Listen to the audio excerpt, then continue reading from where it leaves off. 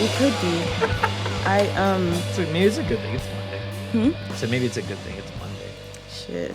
It's 5 o'clock somewhere. No, I wanted to do that so bad. I completely blanked on picking up anything. The next time. Rick and Morty tattoo? That was a manic decision. Can we start the podcast this way? It just starts Rick and Morty tattoo. Yeah. It was a manic decision. Yeah, sure. I mean, How do you get a tattoo in a manic decision making way? it wasn't until the needle hit my skin that I was like, this is permanent. But yeah, it was a Friday the 13th tattoo. If you look, there's 1 3. Yeah. Those, aren't they $50 or something? It depends on the shop. Right. Yeah, I don't remember what I paid, but it was probably less than that. And I got a few. I got this one too. Same time or a different time? Same day. Yeah, I don't know. I love Rick and Morty at the time before all the Justin Roiland scandalous stuff that happened. Are you one that has a hard time separating the art from the artist? No, but I just I gotta be a little PC. You know what I'm saying? I'm aware. So my argument for PC when it comes to a producer, when it comes to like a Harvey Weinstein thing, not Dr. Huxtable, Bill Cosby, who was Dr. Huxtable, because I loved the Cosbys growing up. People like of that nature, the very bad things that happen. I don't know how naive the world is or how naive us adults are, but I want to say, like, if you think they're the only ones that have, like, the people with all the money and power at the highest levels in every industry have been doing these types of things to women, poor men, a lot more women, but poor men who just they'll overwork them. Maybe it's not something sexual, can be. Mm-hmm. But it's like, then stop listening and watching everything. Yeah. You think all this stuff, if you think these phones were made in a good way, like, where are you going to draw these arbitrary lines? So it does make it a little weird. It's good to have the conversation, Michael Jackson, because it's like, did he or did he not do these things? I don't know. Speaking of Diddy. What did P. Diddy do? Oh, you haven't heard? I mean, I'm not surprised. Again, what, is he a billionaire who's been in the business for over 30 years? I wouldn't be surprised if there were... He's notorious for these massive parties that cost millions of dollars. How could there not have been an issue at parties that cost that much with the type of women and men that go to them? So what? Tell me, load me up on P. Diddy. I mean, I don't know a lot. I can't really speak on it too much because it seems like a very, very personal matter. But I think there's just some domestic issues with Cassie. I'm assuming Cassie's his wife. I don't know his wife's Yeah. name. Okay. Yeah, again, I'm not condoning these things, but it does not... If I were to say, like, I don't use this, lotion anymore because of something, like the owner, it was sex trafficking people, I'd be like, I'm sure other people have been doing it. I'm not saying it's good, but when it comes to utilizing, like, big corporate things and things that have a lot of exchanging of hands from country to country, again, the phone's the best example. Our phones are, how we get them is horrendous. Yeah. And we still use them. So, I don't know. I'm glad that you're like, yeah, I mean, I might still watch Rick and Morty here and there. Well, they've since replaced Justin Roiland with 2 new voice actors. And what was he in trouble with? What did he do? There was some sexual assault allegations going around. Okay. Yeah. So, like I said, very personal stuff. Yeah, I don't know anything about. Yeah. But I'm just glad that, action was taken. And, I mean, yeah, definitely do something about it, and action should be taken. Yeah, actually, like that 70s show, Oh my God, I don't even want to. Don't even. Another example. I grew up on that show. I loved that show growing up. I still love that show. Right. It's my favorite show. You think of Hyde, and you're like, what? Like, Hyde was my favorite character. He was the best. He was so, like, anti-establishment, always sticking it to the man. I have so many friends like I see my friends in those characters. Yeah. But again, the type of power. Oh shoot! My phone lights flashes is scary. The type of power that one gets when you're given a lot of money, and what comes with fame. I mean, I'm sure you've experienced this in your own world, and I have too. You get, if you know people, you start getting random hookups, right? Maybe you can get into shows for free at certain places because you worked at a venue. Now imagine you have, $50 million and international hookups. So it's very unnatural for any human being to have all of these things. It starts to, I could see why there's so many specifically, like, not that it's good, but sexual abuse seems the biggest problem when it comes to money and power, because isn't the person starting to not feel like a human being anymore? Almost like a demigod. You got millions, you're famous, people love you, people throw themselves at you, people want your autograph. No one's supposed to live like this. Yeah, like our psychological minds are not makeup, made for it. it's not designed for it. Yeah. And it's probably why social media is so detrimental to us, because we're not made to interface with millions or thousands. Yeah, it's so much pressure, social media. I really can't stand it. I was telling my sister that every time I open Instagram, it's just the worst time. Like, I hate it. I hate opening Instagram. Why do we do it then? You know, so I deleted it off my phone. Oh, okay, that's a good step. But I didn't delete my account because there's still like an attachment there. It's very weird. Like, it had this hold that it has over me, you know, or just people in general. But I just would not. I can't. Every time I open the app, I'm just like, oh my gosh, it's just ruined my day. You know, there's always something that just ruins my day on social media. Are there certain things you're following that do that? I think it's just more so being so intertwined with the music scene here in Chicago, and seeing like opportunities that I could have had, or things that I could be doing, or people that I used to work with that I don't anymore. Like, just things that remind me of like what I'm not doing or what I could have done better constantly. That's a big point. People doing things that maybe you wish you could have done or wanted to do, or you didn't want to do and they're doing it and you're like, why are you doing that? All the way along to like exes and dating people you once dated. That's another thing. We're not, like, when you hear your parents or anybody who's older talk about like, yeah, I dated someone, they never saw him again. Yeah. You know how easy it is to get over someone you never see, hear from, talk to ever again? It's a lot easier than seeing and hearing from them all the time on social media. It's way harder. Social media is just so tricky because everyone has it now, and it's weird to not have it now. It is weird. So, like, your Instagram is your like how you present yourself. It's like your personal EPK, you know? Yeah.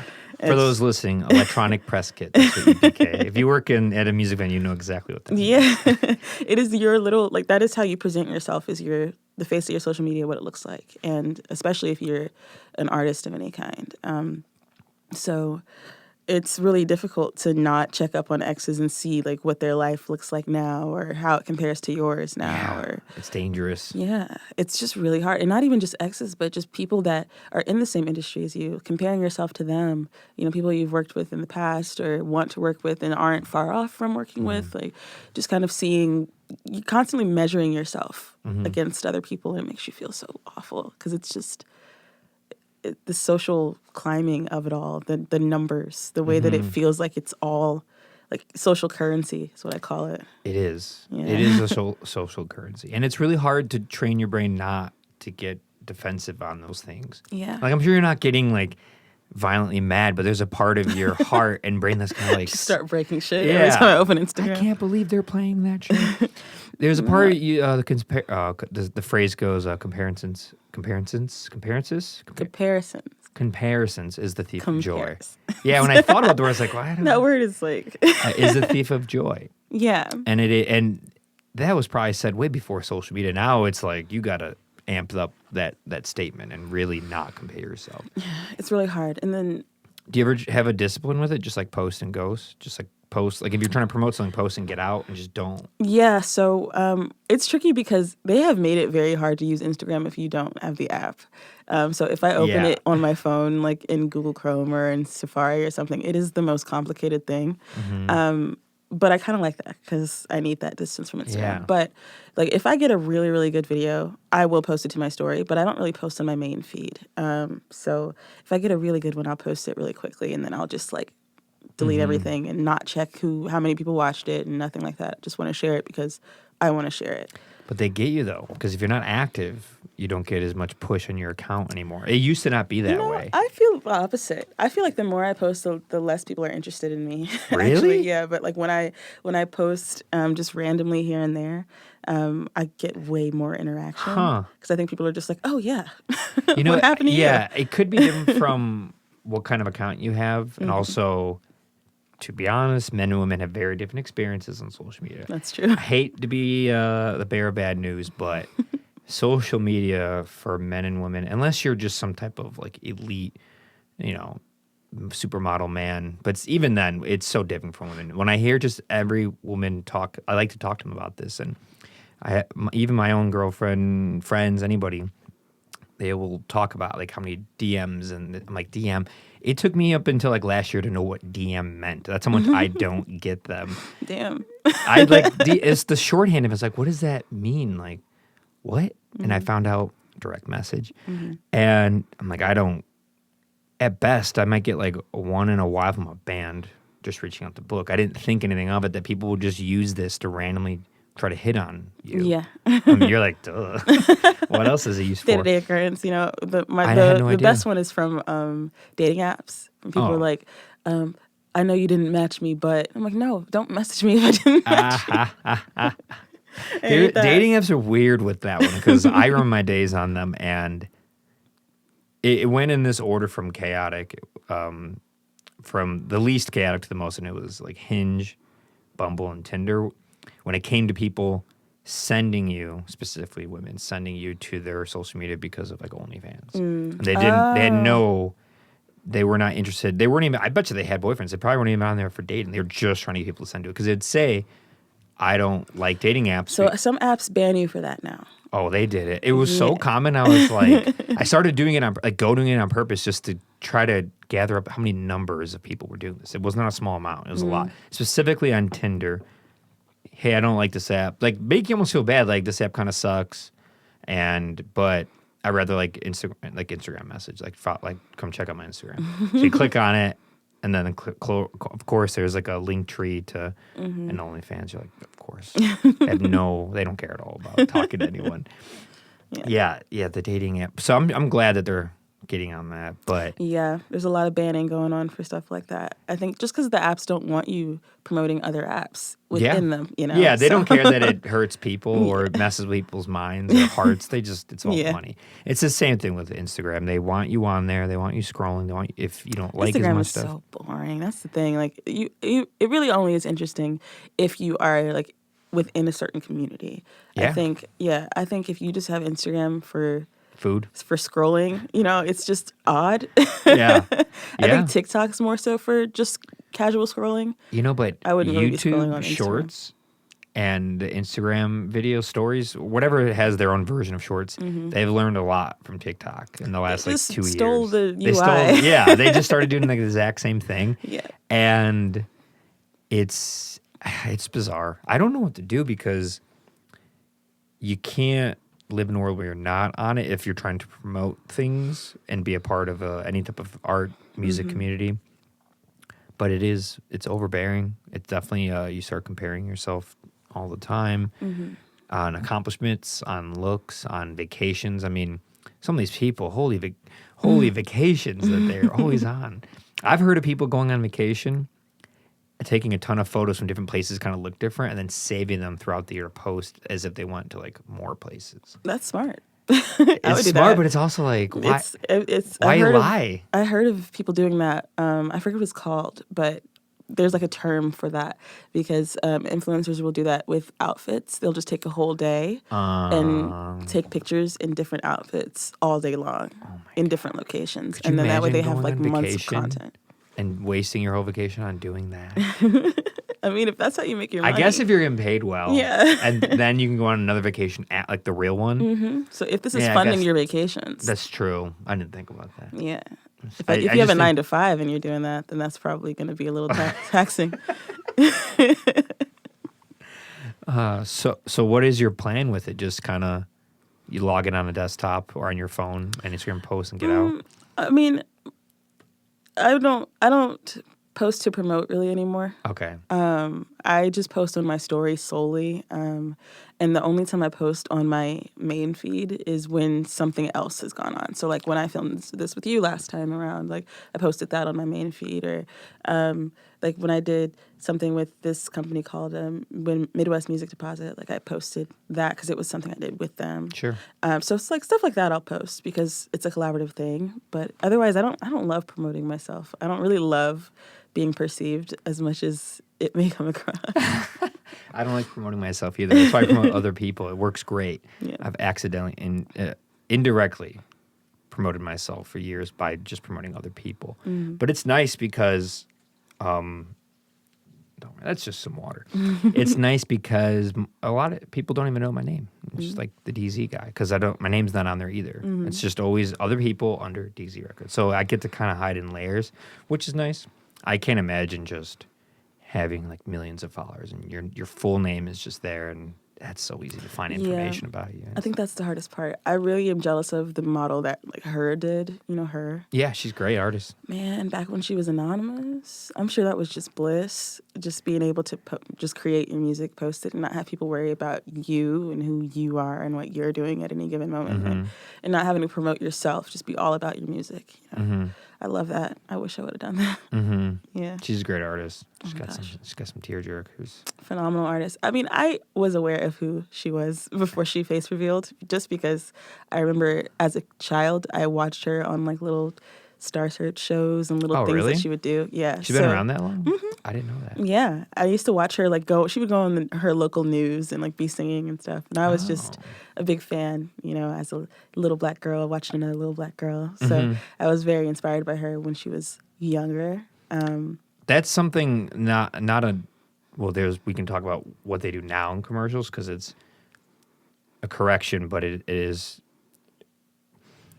a good thing with how many minorities they have in commercials now, which is like every commercial. But it's just so obvious they're obnoxious correction. Like, let's correct this by making sure everyone in it is not a white man. Like it has to be everything but that. But only out of nowhere, there's this just page that turns in like the last 2 years, and like bam. Which I'm glad that they're giving those opportunities. I'm more annoyed at the higher up of like what it means. How they like, oh, shoot, we've been kind of like discriminating against people for like 7 decades. Sometimes you got a hard launch, you know. They hard launch. Remember when the Pride movement happened? It was like it felt like it was all the time, constant. But now it's normal, you know. It's just your day. That's true. So I think there's just a hard launch. Yeah, it was very obvious hard. Like one day I was just like, huh, everything is gay now. everything is everything but a straight white man, like everything. Yeah. And I'm like, I don't care. It's just I could see right through them trying to not get sued or something. I don't know. Yeah, that's the thing. I was like, I don't know their intention behind the people who run the advertising agencies. That's what is more concerning. Like I don't trust it. I mean, it's just consumerism, you know, and just trying to get people to feel included so that they continue to buy things. Right. And there was not much of that. What year were you born? 96. Right. So like in the 90s, 2000s, not a lot of that at all in commercials and TV. You remember the early 2000s were a great time for black people, especially in the music scene. I remember, you know, because that was when there was Missy Elliott, TLC, 50 Cent, like everybody was black. It was awesome. You know, great time period. I kind of feel like I missed out on it a little bit. But that was the launch of like Beyonce and Destiny's Child. And everybody was just, that's when BET became a big thing. And, you know, so, you know, I miss those days when like that was all the rage. You know what I mean? But I do love how just integrated everything is now. Everyone's starting to look alike. If you're noticing, like everyone's starting to get the same caramel complexion, and they're starting to kind of even out. We're gonna be one unified species really in about 100, 200 years. Yeah, everyone's just gonna be like they'll be fighting over like what like version of brown are you? Because there'll be so much. The like whitest white, blackest black, and it'll just start getting like different variations of like olive and brown. It'll be just solely colorism, no more racism, just colorism. Yeah. No, it's yeah, that was a good era. I remember that because I was born in '89, so I remember that era really well. Especially I had older siblings showing me like Destiny's Child and what's her name, Brandy. I love that show. Love Brandy. Have you seen her Cinderella? I have, yeah. I love that Cinderella. Not many men have, but I sure have. So that one, that was like 2000s? 2003, very early. 2002. That one, that and then Moesha. That was the show she was in. I used to love that show. It was too short-lived. It was a little before me. I was pretty young at the time, but I had older cousins that watched that stuff. So yeah. I was able to kind of get glimpses, but I never really I've sat down and watched Moesha or the Parkers or anything like that. The Parker, I mean, Jamie Foxx show. That was way before me. Oh my God, I loved that show. I mean, I think my favorite show of all time was Martin Lawrence. My grandma loved Martin.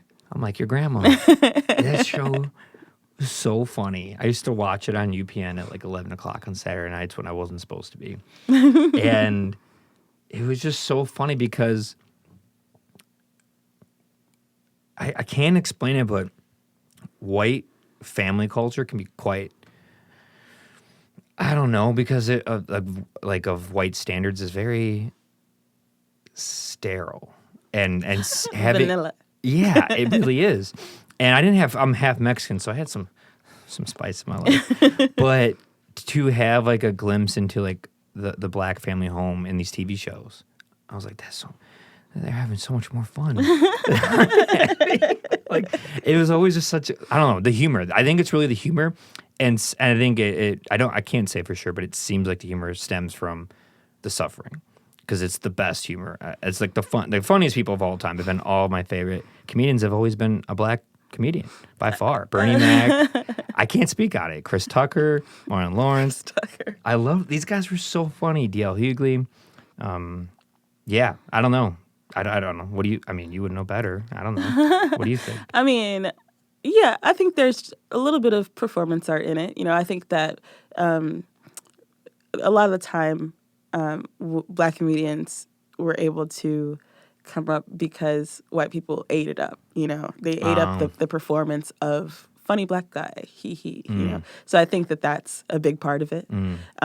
But you know, get your bag however you need to. I guess it's kind of just it's a method of survival. It's how they had to do what they had to do. So that makes sense. There's a lot less of that now, and people do rely more on being funny than on being black. So that's definitely a good thing. But no, I agree with you. Some of these, I mean, I think these guys were hilarious. I think Bernie Mac was hilarious. Oh my God, I used to love that show. The show was so good. When he'd couldn't like vent in his bedroom or office or whatever about his kids or the kids he had to watch and stuff. Yeah, no, I loved Bernie Mac. And I was never a Chris Tucker fan, really. I think he was a little before my time, too. But comedians like him and like Eddie Murphy, Chris Rock, all kind of were interchangeable to me. They have the same type of comedy, and they're that kind of performance style comedy that I was talking about. Yeah, that. They're, you know, like back in the olden days, there were like minstrel shows. Have you heard about those? So it was basically when white people would put on blackface and then pretend to be funny black people. Oh, okay. You know, hence the blackface being so popularized because of that specifically. And so I think that over time, certain types of black comedians became like their own version of a minstrel show. Oh, you know, I see. As in just being performative for white people. I see. And not just being funny to be funny, but what about like to move up? Yeah, that makes sense. Yeah. But what about like the Def Comedy Jam? It's like it's all black audience, black producers putting it on, black comedians on UPN or BET, like predominantly black networks. Yeah. You know, so like I see what you're saying, but then there's like that. It's like it was like geared towards like the black community. Those things happened, I think, over time when being a black person was when we discovered that white people like us now. You know, they don't hate us anymore. They think we're funny now. So now we can have our own spaces and create. I think it's just all kind of a snowball. Yeah. But I honestly can't really like speak too much to growing up black because I don't feel like I really truly had a black experience as a kid. I grew up in a very white suburban neighborhood with a very prim and proper mother. You know, so I feel like I don't have the same every black experience is different, but I feel like mine was very whitewashed in my childhood. That's an interesting one because I've the black friends I have in my life, they've talked about this before and being ridiculed almost for not being like black enough. If you have family, especially from predominantly black neighborhoods in a city like Chicago, are you from Chicago? No, I'm from Nashville. Right, I remember talking about this a lot. You are from Nashville. That's it's totally different. It's totally different, and that idea is complicated because it's probably a little bit more of an extreme situation than when you have poor or lower socioeconomic people or different classes of white people, because they'll also kind of like wealthy white people love crapping on like air quotes white trash or rednecks. You know, they love it because it's just like you get to be better than somebody, and they don't consider them. You know, they're always belittling them, just how slow they speak, whatever it is. Not that I feel this way. I have too much experience with people in rural areas to think that. It's very naive.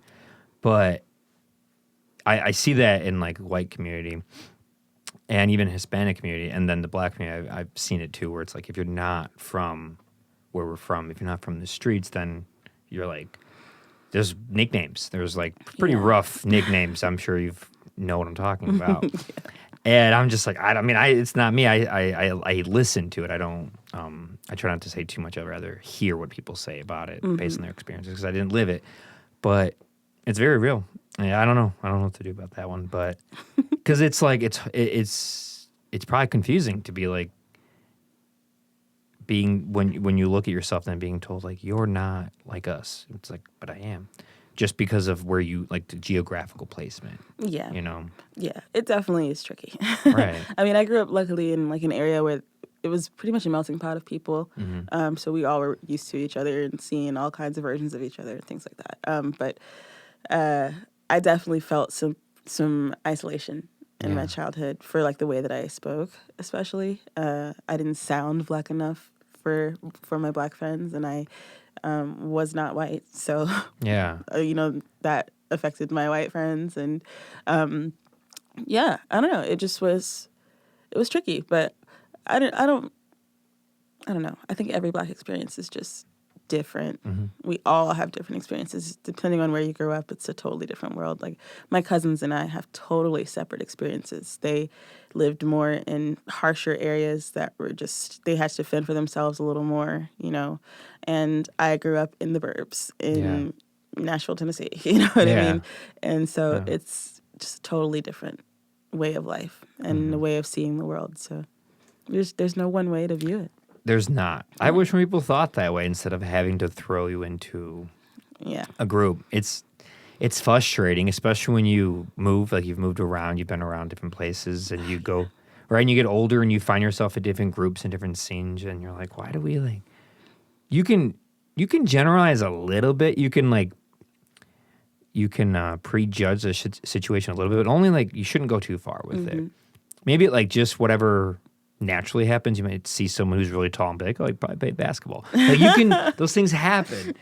But, right? It's a corny example, but you know what I mean? But to just kind of lump every different type of person and different things, I don't like doing that. I try not to. I try to avoid people who do that. I don't, it's uncomfortable. Yeah. You can tell when people are doing it too. Oh, yeah. It feels like it. You're just like, oh, that's what you're doing right now. I see. No, it's easy to fall into that trap in this country. Yeah, I don't know how we got started on this heavy conversation. We were talking about my tattoo, I think. It started with your tattoo? Let us hear, huh? Yeah. You do have a good amount, huh? Oh, I got a good amount, yeah. I got that one looks much older. It looks a bit more faded. I think the oldest one is this one. That one? That's the first one I ever got. Then I have some on my chest and across my back, and I got a good amount. I have none. They can't identify me. I can get away. Nothing has spoke to me yet. You know, I'm not going on Friday the 13th and just getting like going on a whim and getting a Rick and Morty. Once you get one, you're not gonna care after that. You get your first one, it's supposed to mean so much, and then it does, and then you're like, okay, but now I want more, and then you just stop caring what it is. You just are like, as long as it looks nice, I'm good with it. You know? Yeah. No, I not that. I love tattoos. I think they're cool art form. I just haven't gone there yet, and I don't know. I also don't think the cat's out of the bag with them yet. What you mean? It's a very new thing that it's blown up the last like 20 years to be socially acceptable. For like 15 years. To have them? I never really thought about it, to be honest. It's very recent. You do not see older people with them unless it was prison, military, or something else really bad. Damn. For real. I've never thought about it at all. I feel like everyone 70. I know has tattoos. Who's like 70, they have tattoos. I mean, I don't know a lot of 70-year-olds. Think of like older folks. It's a very new thing. Everyone, you know, people around your age, give or take, you know, you're 26, 27. So like Yeah, that makes sense. But I don't. It's rare you see someone who's older that's covered in them. We don't know how it like looks yet, like on your skin that's fading and sagging and all that. It's very true. Because it hasn't been around long enough for us to see that. And it just Fading same thing. and sagging. Same thing with like social media. It hasn't been around long enough for us to see its ramifications. Like how it's on hurting us. our brains. It's only, we'll call it max 20 years max, but really normalized like the last 10 years. I'm certain at least like 46% of my brain has atrophied because of social media. Yeah. Because it's just so bad. Think about the days, whatever day it is randomly that you're just like not on your phone and not on that. How much? There are not days like that. Well, say you maybe on a vacation. No, I am always on my phone. It's such a problem. maybe like start off small and pick like a Saturday or Sunday. What day are you least busiest in the week? Like a Monday, Tuesday? I think I'm trying to help you here. No, because I'm trying to take my own advice. Pick like one day and just do like 6 hours of no phone. that sounds like hell. 6 hours? You can't do 6 hours? I don't think I could do 6 hours. Don't you do it when you sleep? Wait, I sleep with my phone playing in the background. what? 6 hours. So like 3 hours? I think if I was doing something, like if I'm working, When you're working. I can right? be off my phone when I'm working. Yeah. Okay. Yeah, but if I'm at home and not doing anything, I'm not going to just not be on my phone. I'm like, what am I going to do? I see. Yeah, I see what you're saying. No, I mean, mine's definitely always on too because it's like a podcast or an album. Like I'm not necessarily like scrolling on it, but something is coming from it. Exactly. I think the longest break I've taken from my phone, like when I'm in the comfort of my home, I got into crocheting a while back. I made this hat, nice. actually. You made that? I made this hat, yeah. My girlfriend's allegedly making me one. She also crochets. And that looks great. Thank you. This was the first one I ever made. That's a nice Yeah, one. so I have way better ones now, but this was my first one. How long have you been doing it? Probably like 4 or 5 months. Not very long. That's it? Yeah. This was the very first one. It looks good. Thank you. And I think because my hands were so busy, I would just put on like my TV and be watching binge watching a show while I was crocheting. What So show? that would be What show? Can I guess? sure. Is it a guilty pleasure show? You're not gonna guess it. Okay. So it's not one that like a cliche like. Okay. Darn. I don't know. I can't Yeah, it's a Netflix original. Netflix original. Mm-hmm. Is it a cartoon or live action? Live action. Is it drama, comedy, horror, adventure, action? Drama. Drama? It's more like what's it called? Period piece. Period piece. Drama. Is it the period piece in this country or is it in a different country? Different country. The Crown? No, but that would be awesome. That's a good guess though, right? Yeah. Period piece, different country, Netflix original drama. Not bad. Does The Crown count as a period piece? That was like our time. I think it starts in the 50s, right with the beginning of Queen Elizabeth. Yeah. Is that That's a period piece? It's- I feel like period pieces are like Pride and Prejudice. I think a period piece would be anything that's not now, right? Is it? Maybe. You're right. I never thought about it. I always just thought of anything that wasn't contemporary would be considered. It's a different era. The show that I watch, it takes place in like the 1900s, like early 1900s. Oh. Yeah. Yeah. Early 1900s. I don't think you're going to guess it. I love it though. I've watched it like 12 times. 12 times. Early 1900s.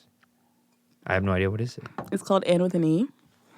I never even heard of this. Yeah, it's on Netflix. It's called N with an E? Anne with an E. Anne, like the word Anne, Yeah. the name Anne. Okay. Yeah. I never Anne heard of with it. an E. It's so good. What's it about? You ever heard of Anne of Green Gables? Yes. It's about that. Okay. Oh. It's like a remake. It's like a Okay. TV series about it. That's fascinating. It's okay. so good. That's such a better answer than like the Kardashians or. Oh, well, I do love the Kardashians. It's a good show. Why is it a good show? It's just shot really well. It's beautiful. Well, it better be. They're all billionaires. I hope so. Shoot. If it wasn't, I'd be like, who in the world produced this? No, I love the Kardashians. I like watching them. I don't love the Kardashians themselves, because there's a lot of issues with the beauty standards they have set. But I do like watching them for just kind of inspiration on certain mindsets that you have to have for the kind of like world I want to be in. Mm-hmm. I don't necessarily want to be filthy, wealthy, rich like And that. famous for no reason. You don't want that either. Famous for no reason could be fine.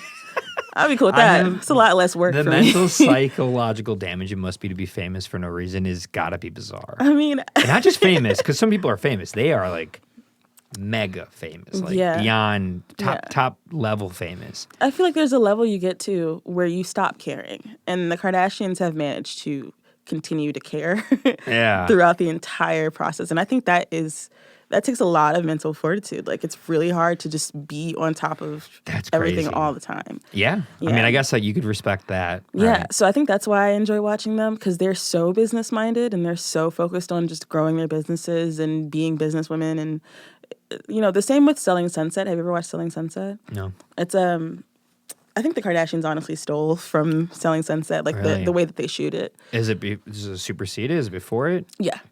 Oh, Yeah. I'll have to check. What's that premise? Like, what's it about? It's about real estate, women in real estate. But they are on Sunset Boulevard, so they're selling homes off of Sunset Boulevard. Okay.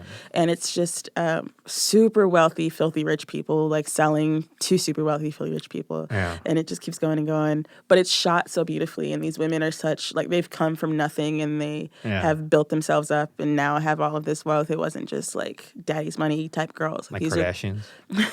Exactly. Stop hating on my girls, the Kardashians.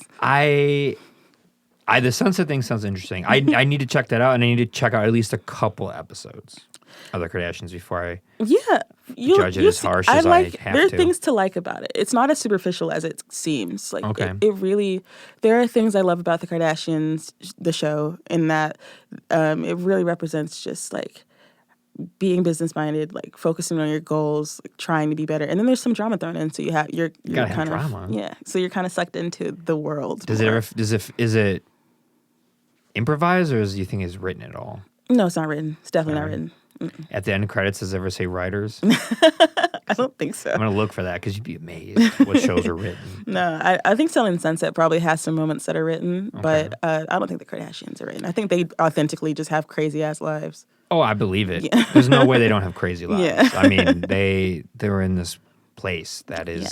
I mean, when you were married to Kanye West and you're associated with O.J. God. Simpson. Yeah, you don't really need to write anything when you have a life like that. The people they were associated with,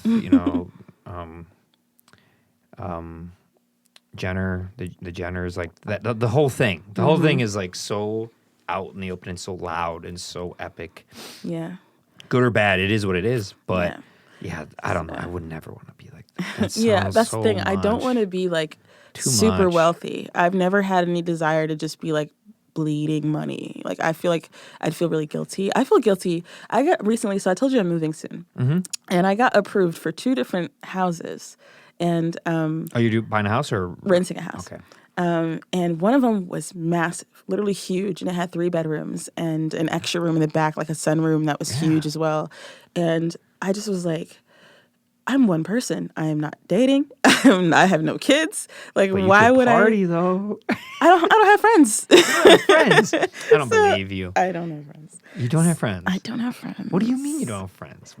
No friends? Not one? Not one friend in the world. Who you gotta talk I have my to somebody. sister. There you go. Okay. Okay. My sister and I are very close. But all that to say, You're like, I'm not talking about my friends. I just don't want to hurt people's feelings. Okay, I see what you're saying. But all that to say, I was in that giant house and I got approved for it and got a call this morning about it, and I just was like, I'm sorry, I can't take this house because I feel guilty taking up, like, that could be for someone who has like a family, and I'm just going to be in there by myself I just felt awful, even though I was approved for it and I qualified for it and everything checked out. I'm just like, I cannot be that person. So I can't imagine being totally wealthy like that. I think I'd feel so bad and just be giving my money away all the time because I would feel bad. Well, then you'd be a good wealthy person. We need more of you because there's a certain amount of wealth I think is fine, and especially if you like worked hard for it. But then I don't know where the number is, but it starts to get to the point where for you to have that much, many people are getting exploited somewhere. Exactly. Too many people. One's too many. So like if you work hard and you start a small business and it does well and it makes hundreds of thousands of dollars a year and you make like $500,000 a year, that's, to me, you're pretty wealthy. That's pretty great. Probably not exploiting many people, if anybody at all. You might have a couple employees, you pay them, like that's fine. But when you get to people, Kardashians at billions, how do you have that much money? Yeah. Who are you taking it from to where they don't get it? It's people way down the level. Little people.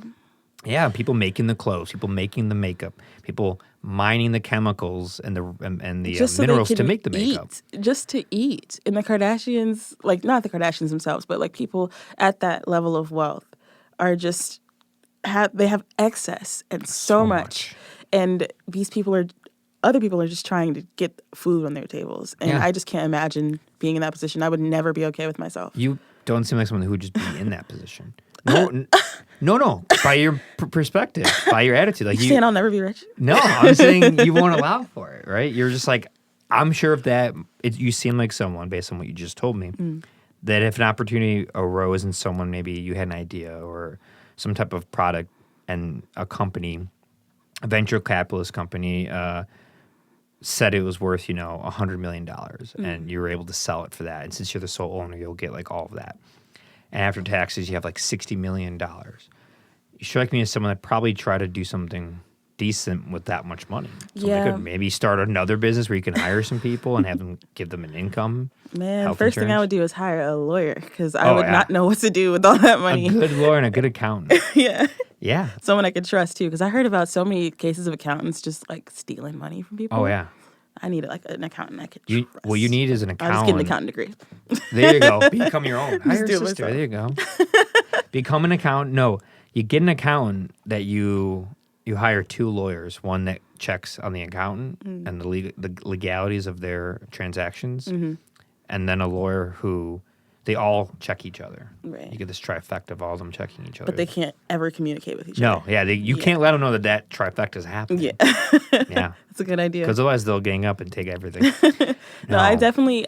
I never know what's happening with like donations, so I'm always so hesitant like to donate money because I'm just like, wait, what's actually happening with it? Yeah. So I would probably end up applying my money in a way that I know what's happening with it, that it's being distributed in a very economically friendly way to everyone involved. And then I think what I would probably try to do is start an organization that can be donated to, and then kind of push that out so that way I can know what's going on. Because I just never know, blindly just throwing money. But then there's someone just like you on the other side when you go, hey, you should donate to this, and they go, but where is it going to? Yeah, but that doesn't stop anything and it doesn't stop progress, Yeah. So at the same time, I think that's the reason we have different organizations in the first place. So yeah, some keep more money than others for their own staff and administration. Yeah. A lot of that. There's a popular like dog one for like animals, dogs. They always see them up and down Michigan. ASPCA. Yeah, they got me once. And then I looked it up.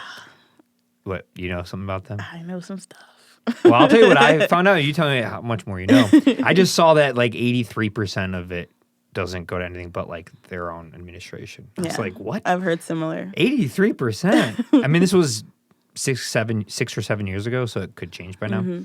But I was like, whoa, that's a lot. I was expecting like 20% or less or something. Because you got to have something go to making the system run. Right. I get that. It's not going to 100% go to the dogs and cats. 83 is a nice chunk. That's a big number. Yeah. It's like how big, what's going on with that? Well, what do you know about them? Because I heard similar. Yeah, I've heard similar situations. I don't know. Yeah. I don't know. That's they're the not the issue. only ones that do that, you know. I think if anything, I'd love to like do scholarships or grants or things like that. That actually benefit people. Like grants for small businesses. Oh, Hell yeah. Oh yeah. Hell yeah. For artists, for an album, for an artist van. Oh my gosh, grants for artist albums would be. Yeah. Oh my God, I'm stealing that. No one take that. If I ever have a lot of money, I do the same thing. If I had a lot of money, I would, because I know so much about the music world, especially at this level, I would mess with bands so badly. I would just like buy them like a brand new like $40,000 like tour van, just show up to their house and just like tie a Pennington in it? Yeah, just mess with them. They're like, what is it? Like, it's yours. They're like, what do you mean it's mine? Like, just take it. Just like mess with people like in a fun way. I would have fun with the money. Why not? And then you could start a whole show about it, and it could be a reality TV show about how you like mess with people by giving them really crazy gifts. You're hitting that Ty Pennington era. You know who Ty Pennington is? It sounds familiar. Extreme Makeover guy.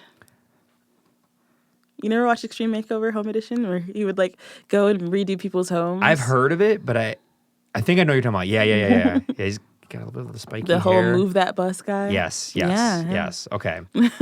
When it comes to reality TV shows, I know like 1%. Like it's been a part of my whole life, and I know so little because I just never really watched them. I've seen them on the background, this and that, but never really watched it. There's one I watched recently, and it was so obnoxious. Botched.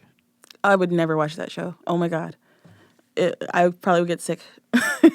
I can't watch stuff like that. I cannot watch medical stuff. So that it gets pretty gruesome. I'm not gonna lie. I've seen clips. And I'm like, I will never watch it. It was pretty gruesome. I was like, oh. But the only smallest % of saving grace that show has is when they do work on a client who doesn't have a botched surgery from a previous plastic surgery that they want to enhance something, say it's breasts or liposuction or something. But they were like born with an issue or, something they didn't do. This one guy like had a car accident and like just messed up his nose. And so he had got plastic surgery to fix it like that. But like he had many surgeries and nothing worked, and then they finally fixed it. So that's good. I'm like, good. Like that can change someone's life forever to not feel mangled anymore. Yeah. But for those listening, plastic surgery it wasn't initially designed to make breasts bigger and lips bigger and Brazilian butt lift and all that. It was designed. I had a serious plastic surgery when I was a kid, so I know exactly what it's for. It's to make you whole again when you got messed up in an accident or a birth defect. But what people have done with plastic surgery, how they bastardize it, I don't have the kindest thoughts about it, to be honest. They made it an art. I guess you can call it that. I mean, some of it is really like, wow. Wow, I would never do that. But good for you, buddy. No, I've always wanted to get work done. Really? Yeah. Why? Because I'm a woman. We all want to get work done. What's up with that? Why? Y'all are beautiful. There's 3 things you got to do. Sleep, eat well, exercise. All humans. That does not make my nose change shape. Your nose is beautiful. I'm not saying I have an ugly nose. I'm just saying you want to change your nose? I wouldn't mind a different nose. I'm not opposed to a different nose. Really? That doesn't mean I dislike my current nose. I can't even wrap my head around liking your nose, but still wanting to change it. Huh. Yeah. Why? I like my bizarre. apartment, but I like new apartments. I mean, that's not the same thing. It is apples and oranges. You can an apartment's modular. You can alter it and change it however you want. Add things, take away things. A nose is a fixed biological thing. But I don't know. You could always change it back. I feel like when talking to women about this, I'm out of my element. I'm like, I guess I'll just never understand. You might not. I don't think I will. Yeah. I should just accept defeat. I wonder what the percentage of like for the sake of this, we'll call it superficial plastic surgeries versus medical ones. How many? What's the demographic of like male versus female? Like what percentage get that? I wonder. I would guess a wild-educated guess it would lean more towards female, but it depends on where you are, right? Yeah, so maybe y'all are just not telling us something. Maybe the guys are getting more work done than we think. You could be right. Probably in Hollywood and Miami and stuff. Definitely in Hollywood and Miami. Definitely. Are you kidding me? Oh, 100%. Have you seen Matt Rife? His whole face changed. You think it's plastic surgery? It 100% is plastic surgery. It's literally obviously plastic surgery. Oh, really? Yeah. I don't know what he looked like before. Yeah, he got his teeth done, like completely redid his entire mouth. I don't know what he looked like He's gotten some fillers, some jawline adjustment. Like, you could just tell. Okay. See, I've only started to see him in the last, 6 months. So, yeah. Yeah, he's not in the best situation right now. No? No. Why? Because he had a Netflix special come out. Yeah. And he opened up with like a domestic violence joke.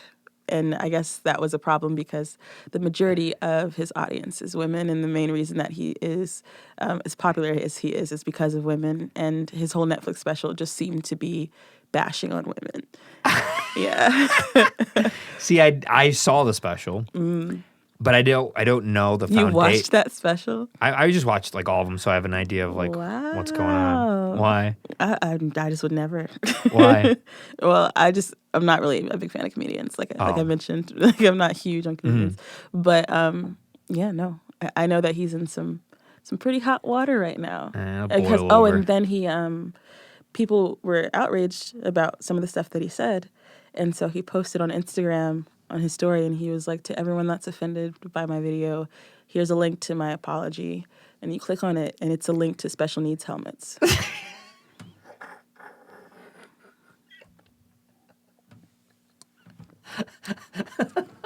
God. Oh, the troll. It's just very inappropriate. Comedians are a wild, weird world that, I mean, I have some comedian friends not at that level, and they are by far the most, how do I say this without sounding terrible? They are the most messed up human beings I've ever met. I met so many different kinds. They make musicians look like saints. Yeah, I think that's why I'm not crazy about musicians comedians. Are wild. And they make like every other artist and art form look like just like you went to Harvard and got a business degree. Like they make it just look so like good because it's such a wild form, because you have to find a way to make masses laugh, and that takes you inherently. It does take a risk. Now where that risk goes is risky, and you don't know. So I respect the risk taking, but the outcome's always who knows. Yeah, I tend to try to watch. I don't like all of the stand-up specials, but I tend to try to watch as many as I can, just to, because they're like a frozen time capsule of like pop culture sometimes, and where it is, because they travel so much. They meet all these people, and they're always kind of like saying things right as they come out. Maybe something controversial in the news. It's always kind of right there, just to see what it's like. And I do enjoy. I guess I have my own reality TV, like. When I hear that stuff and how outraged people get about a special, a Chris Rock thing or Dave Chappelle thing, I'm always just like, man, people really care about what people say. Yeah, I mean, they should. Yeah, they definitely should. Yeah, if you have a platform and you're using it to do things like that, that's kind of, it says a lot about your character and what kind of impact you want to have on the world. You know? Yeah. I don't ever want to have as many followers as Matt Rife does and then post something like that.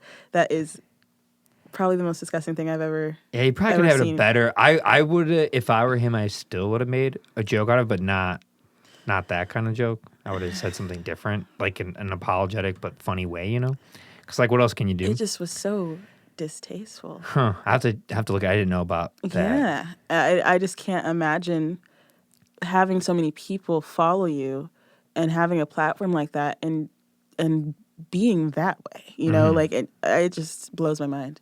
Blows my mind. If I had a platform as big as Matt Rife's, I would hope I'd be using it to do some good. Yeah.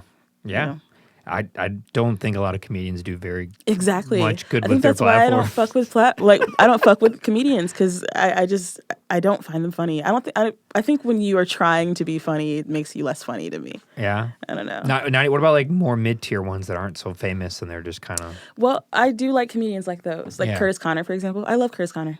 I think Curtis Connor is hilarious. But I think Curtis Connor is funny because he is funny, not because he's trying to be funny. He just is. And that's like a different thing. Okay. Yeah, the comedian thing's tricky, but it's just like any other art form. There's certain music you like, certain ones you don't. Comedy's the same way. I'll check out a bunch of stuff and I'm like, that's not for me. That's not. But it's a fine line. Yeah, that's the thing. Out of all art forms, it's a very fine line. Yeah, because it's the one that like times change a lot and quickly, and comedians have to get with the times, and if you're too outdated, you will become controversial. Yeah. And if you're too ahead of your time, you'll become controversial. That's very true. So, you have to be in this weird fine line, like purgatory. Just get it right, just right. And music's not quite, no other art form is quite like that. I mean, there is some, you gotta be kind of relevant, but nowadays, when it comes to specifically things like music and like visual fine art, painting and whatnot, it's like an amalgamation of everything that's ever happened. So you can kind of get away with being like out of date. Like if someone who's making a song has like a 50s like bebop style behind it, but then is like rapping in a modern way, that people would be fine with it. Especially if they like found a clever way to have samples within it. Yeah.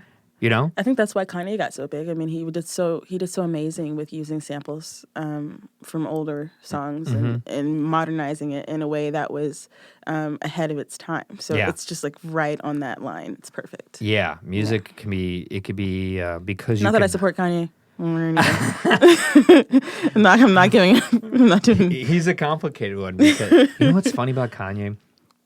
I heard his name growing up a little bit because I was in high school, but not quite yet. And then I saw him at Lollapalooza in 2008. Oh my God. Yeah. 2008? Yeah, I was 18. God, I'm trying to think.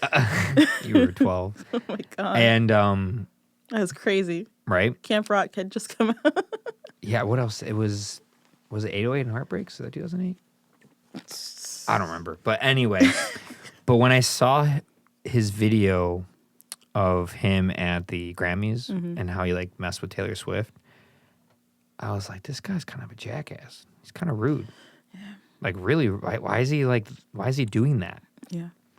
And ever since that moment, I was just like off his train, and he got bigger and bigger. Everyone fell more and more in love with him. And for, I guess it would be 13 years, because his big issue happened last October. So yeah, 13 years of me just being like, this guy's kind of, he's just rude. Like, I don't like how he talks to people. I just don't like he's so wealthy and famous and popular. Like, why is he gotta like do that? And then now everyone's like, oh, come, like, you guys not see how he was treating people for like the last 13 years? Yeah. Probably longer. He gets away with a lot because he got away with too much. And I couldn't believe it. I was like, why does he get away with this? I think a lot of times men in the music industry get away with a ton. Yeah. A ton of stuff that women would never get away with. I agree I've with been that. going through this really difficult time with a guy in the music industry now, like in this music scene. And it's just so crazy to me what he gets away with and what he's allowed to say and allowed to do and allowed to get away with. And then when it pertains to me, my reactions to any of that is like more controversial than what he's actually doing. You know, and that's just very incredibly frustrating because is someone like works at a venue or something? No. Just someone who I collaborated with in the past. Okay. And, you know, just disappointed in the outcome of our working relationship, honestly. But just to see the way that he takes my brand or my everything I've worked for, the people I work with, even members of my band, and he will defame me and rip my name apart and say all these negative things about me and do it repeatedly, constantly around town to the point where it's getting back to me from multiple people. Really? But no one sees that I'm not doing that stuff. Yeah. You know, everyone just hears about me and believes what they hear, and they don't see the person that's doing all the yapping. And they're not looking at this person going, why are you doing this? Why are you tearing apart someone who's not here to defend themselves? And why are you running around doing it to everybody that they know? Like, isn't that an issue? Like, don't you? And it's crazy because instead of holding him accountable for doing that, the heat comes back to me for all the things he's saying about me. And it's just incredibly frustrating what men. It's incredibly frustrating what men get away with in the music scene, and I really genuinely think it's a lot of sexism going on just with that situation in particular.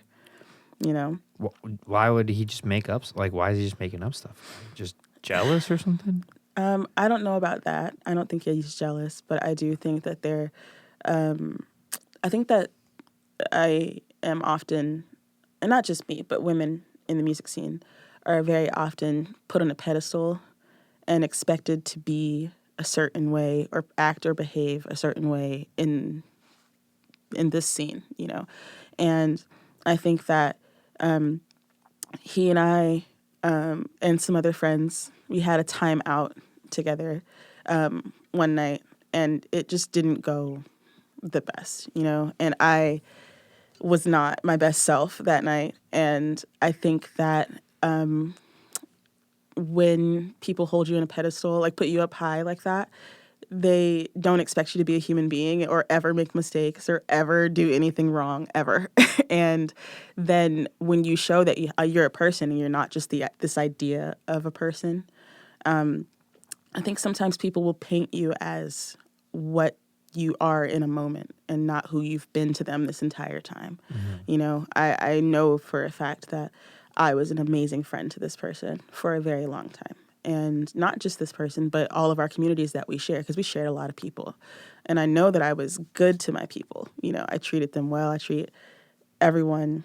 I take good care of my band and my people. I always do. And but people will hold you to a single moment in time and then use that to run around and say a bunch of negative things about you and kind of change the way that people perceive you based off of one solitary One moment. time, yeah. Yeah. And I think that that's the issue, because even then, that day, I wasn't doing anything but being annoying. Yeah. I was just a little more irritating, you know. And I think if I was a man, it wouldn't be as big of a deal, you know. And I think about that constantly. I think that a lot of men are allowed to make colossal mistakes and get away with it, and women are not allowed to have a moment where they're just not as buttoned up as we have to be in this scene.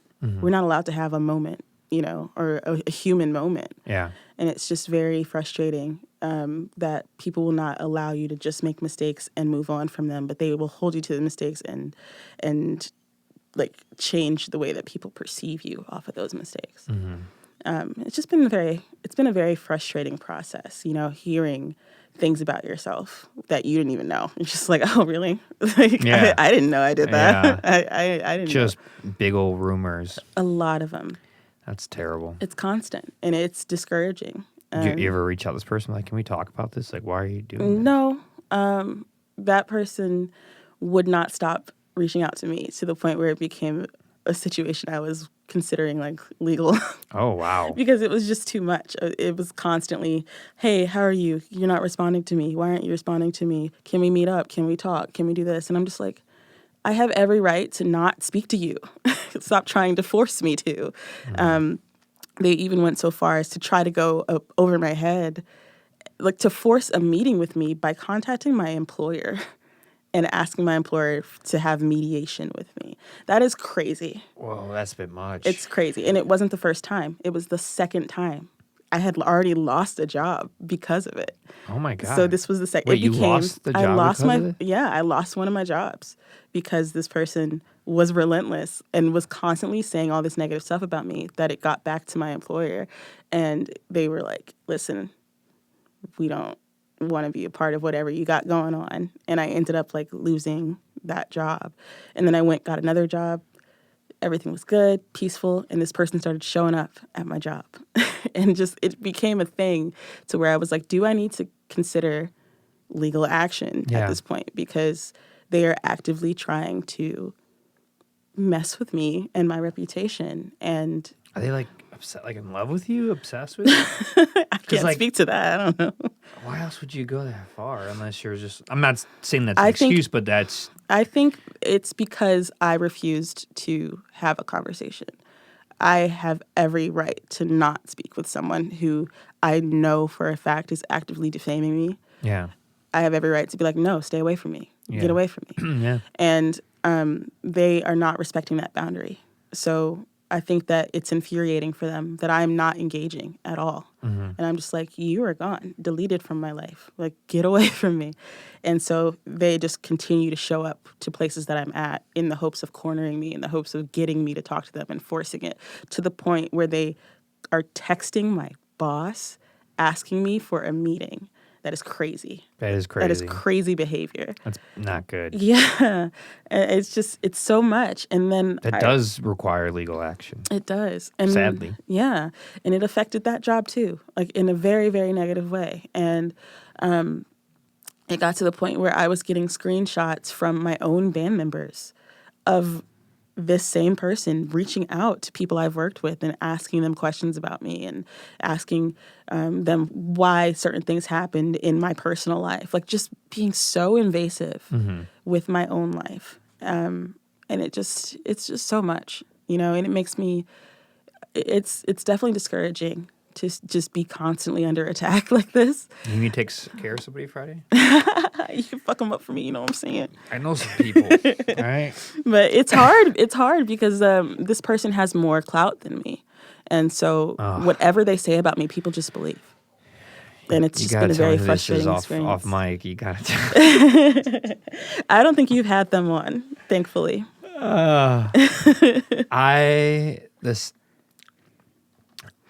The biggest pet peeve. I'm sorry you're going through that, by the way. Thank you. That's really not cool. I'm And trying that's so hard to bummer. like use discretion. I get it. I could tell it. I get it. No. When you do enough and you rise far enough and you find yourself in a lot of circles, sadly, eventually the math's against your favor. Something's gonna go wrong. Someone who might be struggling with something in their life, mental illness, or something else, might latch onto you, and for some reason is going to be relentless towards you, good or bad, overbearing, stalking, creepy, ruthless, just whatever it is. Stalking's so easy now. You can do it without getting in trouble. It's called the internet. Yeah. It's called Instagram Yeah. and Facebook and Twitter. And I've TikTok. literally lost members of my band because of this situation. Oh my God. Yeah, my band members straight up were like, we think it's just time. Not all of them, but some of them were like, it's time because we share these band members. Oh no. So they picked a side, and it wasn't my side. Why doesn't this person just leave you alone? Move on. I could literally, I'm going to show you some screenshots. Was it just because you guys just didn't see eye to eye to something? That's it? I'll tell you off camera. Okay. Sorry, I don't want to intrude. No, it's okay. But no, I literally have messages of me just saying, "Leave me alone. Stop texting me. Leave me alone." Who the heck What? is knocking right now? Who that? Do you have artists coming tonight? No, not that I'm aware of. Maybe someone's just walking past and knocked. That would be really strange. Does that happen? No. All right. Commercial break. I just looked at my phone and was like, that was weird. Do you want to go? Nah, it's fine. They'll go away. Okay. What if it's your DoorDash or something? I don't have to. Is that door locked? Yeah. All right. That was weird. I was like, did I double book something? I was like, no. Where were we? Yeah, when you do enough, you're gonna bump into some people that might have some mental health problems. Yeah. Anger management issues, alcohol abuse. I mean, when drugs get involved, it gets bad. Yeah. And it sucks. I mean, I unfortunately have had to have not the same experience, but my own versions of hell and not so good of situations, and had some blocking. I've had to block too many people, and not because I want to. It gets to the point you have to stop it. Yeah. You have to make it stop. Like I have blocked so many accounts from the same person that I'm just like, oh, they've made multiple accounts. They had multiple. I don't think they were making them just to talk to me. Okay. But no, they have more than one account. Yeah. And I've had to block multiple accounts because I'm just like, you're watching me. Yeah. It's weird. Like, leave me alone. Yeah. Stop.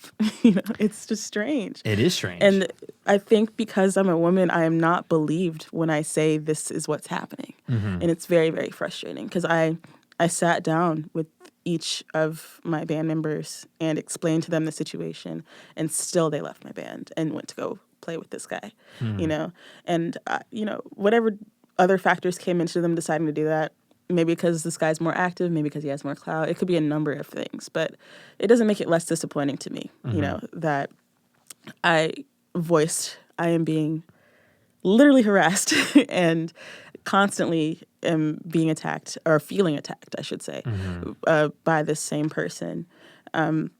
Right. And you don't want to be put under pressure to have to be like, put it all over the internet. Because that's a whole nother And that's the thing. Everyone's just like, why haven't you said anything? Why haven't you posted anything? I'm like, why would I do that? That's not my character. I don't know if you guys noticed, but I'm not the one that's running around talking shit. I'm not doing that.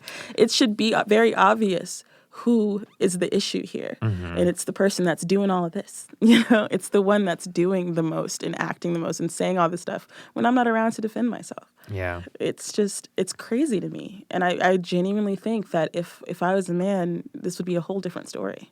Yeah. Yeah. It could be, definitely. Whenever I see those types of posts in the scene, which at least once a year, there's something pretty big or not so good that's going down and someone posts about it, I'm always just like, I never know what to to do unless they have like you have like screenshots, unless they show I have stuff. so many, Right. And I showed Which them. is good because then you could prove things. Yeah. But when they just say something happened, I'm like, I don't know what to do. I don't know you that well. I don't know that person that well. You both have conflicting stories and no one has proof of anything. I don't know what to do. Yeah. So what sucks is if you don't have too much evidence, then it's almost worse if you come out. You know, it's crazy. It's even crazier because I have every screenshot and I showed every screenshot to the people who needed to see them. I'm not out here sending them to people, but Sure. when I had a conversation, I would sit down and show them on my phone so that like, no one has anything to share with each other, you know? And I have all the proof and I know the other person does not. And I'm just like, how do you still not believe me? Like, how? Yeah. It blows my mind. Sadly, could be a case of a true narcissist, you know? Because sadly, I said sadly twice too much, that word gets used a lot for someone who might just be mad or be heartbroken. He's an artist. It's like, no, you just didn't work out. Like, that does happen too, you know? Right. So it's unfortunate because there's a percentage of the population that really does have parts of the, you know, the dark triad. And at one point, you meet enough people, you're going to meet a few people like that, and you kind of start to know it when you see it. But what do you do with someone like that? So relentless, just keeps going and going, and is suave will enough not to stop. manipulate. I and almost moved coerce out of people. Chicago. I almost left. Oh my God! Like, because I told you I was moving. Like, I'm moving this week. I'm moving on Friday. Yeah. And I almost didn't stay in Chicago Jeez. because it just was so much. It was That's so brutal. relentless, and it's still ongoing. Like, it's not even. I know it's not even over. It's still going. I'll have to talk to my people. I know a couple knee breakers out there. I'm pretty, yeah, and it's. I think it's even more isolating because I'm here alone. You know, I don't have any family in Chicago. I have no one to back me up. I'm my own defense. Whereas this person has so many friends and is so connected and is blackballing me actively just because they want to, just because they feel like I deserve it. And I think that's just, It's messed up. it's very messed up. Well, I have one piece of good news for you. What's that? A person who behaves and lives that way will never make it because eventually they get smelled out. They get found out. And that's why I don't think it's good to be like cutthroat in a cutthroat way. Yeah, I think you should be cutthroat towards yourself to have high standards and push yourself to work hard. that's true. But I don't think you should be cutthroat to other people because people remember. I have a good memory, and I have remembered all of the true nasty slants towards me. Not many. There hasn't been many, thank God. I think that says a lot about the people you keep around you. Yeah. But there has been a few, and I'll never forget them because they're so harsh and so bad. And that those people aren't really they haven't made it anywhere because you get found out. Like a drifter, a grifter, a psychopath, a con artist, they have to move from city to city. They have to get out of there. And it's harder now with the internet to do that. Yeah. Because people catch on to a psychopath, to a person who's ruthless and is out there just only for themselves, lying to everyone around them, conning them, deceiving them. It doesn't last long. So that person might have the clout now, but it won't last forever. I hope it comes to light and that If you're behaving that way, it won't last long. I hope other people who I guess people find worthy of belief more than me will speak out about it when it happens to them because it's just so much. I don't think I'm the only girl he's done this to, but wow. I do think I am the most involved in the scene with him, and so he's using that to his advantage. And I really hope that someone who's not me can do something about it because I don't know what to do. If I knew I was in it, I'd do something about it. I've just been minding my business, like keeping to myself. Yeah. But that seems to just be hurting me because he's just going, just keeps going. There's no stop to it.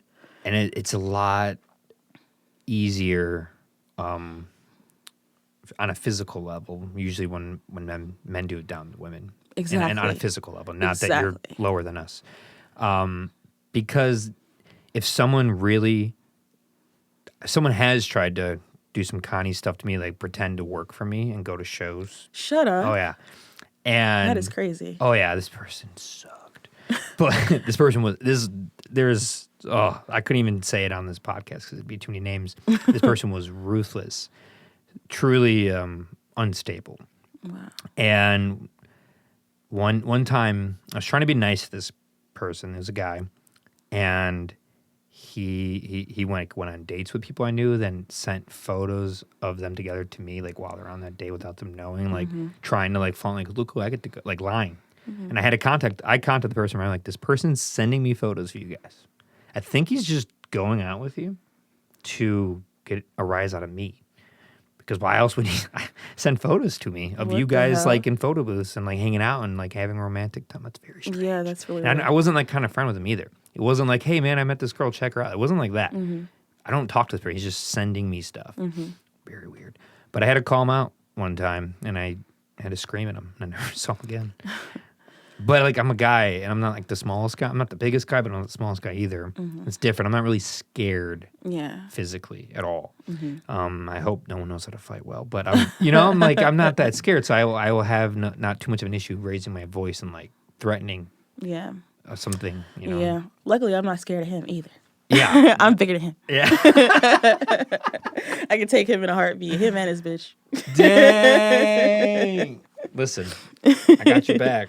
I'm on your side. I don't like when people do that stuff, and I don't like extreme gossip I was so either, supportive. I was so supportive of this person. I went to every single show. Like I was such a good friend. I know for a fact I was such a good friend of this person, and it's just crazy how quickly people forget. You know? So crazy. Through this podcast, everyone's gonna figure out who the heck it is. I hope they fucking do. Dang. Because I hope that they realize like this is psychotic behavior, and he needs to leave me alone. Like damn. I hope that he gets his shit together and resolves it. Yeah. Long story short, the music industry it's so crazy. Can be quite ruthless. As it almost has the least amount of like love for the amount of effort you put into it. Yeah, it's definitely not the most lucrative business. No, not the most lucrative, the least thankful. To make an album, the amount of time, practice, money, even pre-practice, pre-history of learning how to sing. You might spend your whole life learning how to play an instrument and sing and write and compose to make an album. You might spend thousands of dollars on it, plus everyone else's part in it. Put it out there and, get a couple hundred listens, maybe make, $100. And you're like... Yeah, it's like, it's very little reward. Very little reward. It's crazy that it's set up that way. Well, my goal in life is to change that, but I need more money. Because I know... That's how it goes. Yeah, the same thing with Spotify, iTunes, YouTube Music, any streaming service. They're some of the biggest companies in the world that own them, or at least are part of them. Why are they that way? Because again, back full circle, somewhere along the line, they're exploiting people. Who are they exploiting? You and I. Right. And I'm not saying people come up with ideas and make a big company shouldn't make good money. They should. It's a great incentive to keep great ideas coming through this country. But the disparity between it is too much. It's gone too far. I'm not saying we should have a communist country and all make the same, But do you need $1 billion? Will you be okay with $500 million? That other $500 million can go to the artist? You know what I'm saying? There should be a shelf. It's too extreme on like how far you can go with making money and how little you can pay your bottom employees. It's so extreme. It's not right. Exactly. And you will have happier company and happier employees and longevity if you're taking care of them. There should be a cap on it, and then it should be redistributed naturally. There just should be a better system overall. Well, a lot of people in Roosevelt, when this started to change in the 30s and 40s and 50s, because the tax for wealthier people was much, much higher back then, 80, 90%. But a lot of what they were doing, the employees were making more money, true. Like people like our grandparents could not go to college and still own a house and like get a good job and stuff. It was actually way more normal than it is now. But a lot of it, they were putting it back into their own company for D&R, like research and development, and making better companies, which had employees working that got paid better, have a better environment, more longevity. So like they were making less money, but still very rich, just not every CEO wasn't making 500 times their employees. Maybe they're making 50 times. I think if you carry the stress and the weight of the company and all eyes on you, you should be taken care of for that. Right. It just shouldn't be that extreme. But they're taking that money and it was trickling down to the employees, which is good, and back into the company to make it a better place for like everyone, the customers, the employees, the investors, trades, everything. And I mean, it's where I think a lot of quality of products have dropped over the last, 50 years. Because again, they're also making the stuff here, and hiring people here. So at the expense of the people and the customers and the employees now, anyone who is a CEO at a company or of the higher administration or executive parts, they make so much more money. And it's a problem right now at Columbia College, Chicago. Like I was teaching there. Really? For a Teaching semester. what? I was teaching in audio arts and acoustics. I was teaching in audio Wow. production in one class, give or take. Like what the actual title is. It's just production 1 and 2. It was great. I went to school there, so it was pretty surreal to come back and be a professor there. But we've been now in the last 6 weeks, the longest adjunct faculty strike in U.S. history. And I'm not coming back to teach because of it. They're getting rid of 349 courses. Wow. I think it's not looking good. And they're still striking, and I'm still teaching at a different school, but I'm not able to teach there anymore. I was hoping to grow there. And it's because a big issue is a lot of the administration, there are 5 or 6 vice presidents, their president and CEO of a college, all make too much. They make so much money. Like I think the president and CEO is around $1 million. He makes at an education institution, not like a big, free market business, although it kind of feels that way sometimes. And then all the presidents and any executive that's high up, they make so much money, while the adjunct, who are the core of that school thrives on adjunct faculty more than most. 70% of their faculty is adjunct. And they do that because Chicago's such a big music and arts mecca that they want their faculty to like be involved, like through like really, really thorough in their professionalism and like the music scene, like me and what I do, and then teach that, like bring it to the students and have real life experience. Don't be stuck in academia and completely detached from like the actual professional world that you so claim to be a part of. Right. So they do that well, and that's what was cool about going there. They teach 1 or 2 classes, but then like they have their own studio, they work at a record label, like they can show you and teach you the real thing, not hypothetical, actual. So I think that because they're just kind of like shooing away all these faculty that are adjunct, I don't know how the school's going to survive by cutting all those classes and like doubling down, like making class sizes bigger, which is always a big no-no, specifically for private schools. Because the best education you get is when it's more teacher to student ratio is small. Right.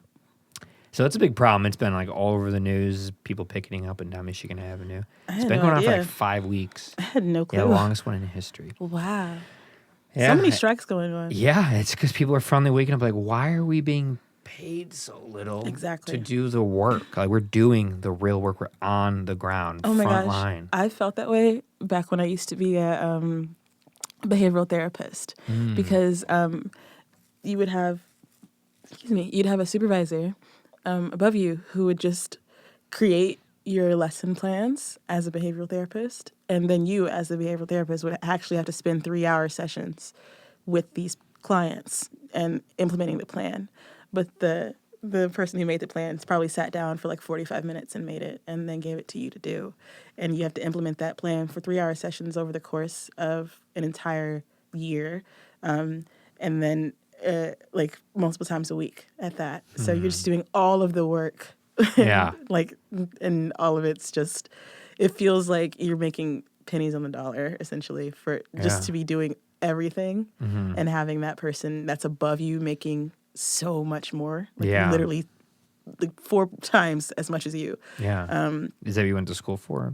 To like psychology or sociology? Yes. Yeah, I went for child psychology. Okay. Yeah. I do remember you bringing that up before. Yeah. Yeah, and then it's probably someone who has like the second they have like a PhD or something, or It's not even that. It's No? just a bachelor's. Oh, they just also Just had a a bachelor's? bachelor's. Yeah. Really? Yeah. Wow, I thought they would have had like might have been a doctor or something. No. No. Wow, Yeah. Isn't that crazy? that is crazy. Huh? Yeah. It's just about your position and your level of experience, and it's wild to be implementing like my job is just to follow the plan. She creates the plan, but the plan is very simple. It takes probably like half an hour to make, if that. How do you get that job? Just a plan making job. The plan making job. Well, you definitely have to be able to fill the role. You have to have years of experience being a behavioral therapist first. So there's that. How long did you do that for? I only did it for a year because I wanted to kill myself. By the end of it, it was so stressful. Yeah. It was the most stressful job I've ever had. Yeah. No, Yeah. any type of therapy, when it comes like a psychological therapy, it is. I mean, I can't imagine being a professional like Working in therapist. healthcare is like not it. No. I am not the one for it. Healthcare, it's sad where we place our value in society. If you look good and compose well on Instagram, we'll give you all this money. Yeah. If you have a fashion line, we'll give you all this money. If you come up with a tech idea, we'll give you all this money. But the people who actually make it work, construction workers, teachers, nurses, firemen, police officers, that all of it, the way they're valued and the price they pay to do the job and then how we pay them, it's so messed up. And then people are mad like, the teachers suck now and the police are bad. It's like, if we actually had them trained well and took care of them, it probably wouldn't be the way it is. Exactly. It's complicated. These are important roles too. The most important, you come up through society being taught by teachers. You don't or do follow the law based on the law enforcement around you. Like, yeah, I mean, it's so complicated too because teachers, everyone always, being a teacher, it is way more stressful than one would ever guess, even at a college level, because now I just deal with adult problems. Like, I don't have the parent calling to be like, little Timmy can't come to school because grandpa died. Now I have a student just like emailing like, yeah, my grandpa died. And they tell you because they're adults, they're more thorough in detail. And you just hear all these horrible stuff and suicide and hospital visits. And it's just some of the worst things that adults think about what you went through between 18 and 25. Yeah. I recently, I was the general manager at this music venue. And there was a bar there and everything. It was pretty awesome. And I had to do all of the hiring and onboarding and firing and everything that happened. And it was just interesting being in that role. This is the second time I've been in this role. And it's just so interesting because when you are an adult having to control, I guess, or manage other adults, it's the weirdest feeling to just be bossing other adults around and telling them what to do. And it's weird. It's so strange and giving them instructions as if they're not their own people. Like, it's just so crazy. Finding that fine line between being like bossy and arrogant versus being helpful and like enlightening them about something. Exactly. Because you're trying to get them to do something for you, but you don't want them to feel like, It was just so much. But I don't know. Certain personalities are built for that. And I think you and I could handle it. Yeah, I mean, I've gotten used to it. I mean, I've kind of been that way my whole life. When you're a idea person or a go-getter, and then you're, even as a kid or with your cousins or younger friends, and you're like, I'll give you an example, like, hey, I was always the one coming up with like, what game are we playing today? Right. What fort are we building today?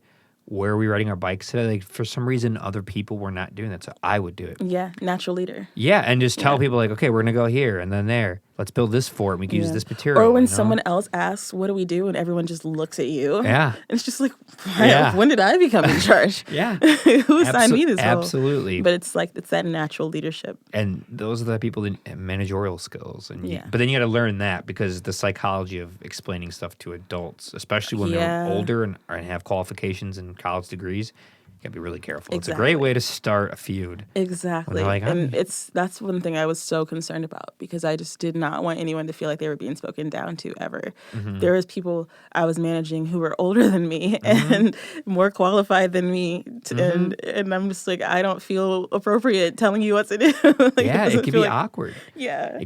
My most awkward manager experience was when I was at Subway at 16 and 17, my first real job.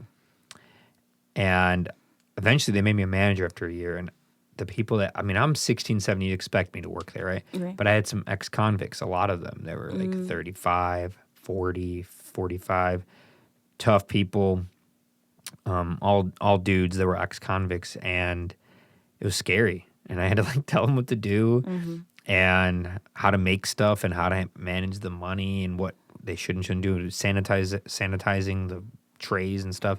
Oh my gosh, having people older than you ask you for permission is the craziest It was thing. crazy. Like I had a woman, she was well into her 50s and she was working under me and she would say things like, is it okay if I go outside and smoke for a second? And I'm like, you could do whatever you want. Like you're a grown woman, you know what I mean? But like I'm the manager, so I have to okay these things and I'm just like, this is wild. It is wild. The stuff you have to approve, you're just like, why? Yeah.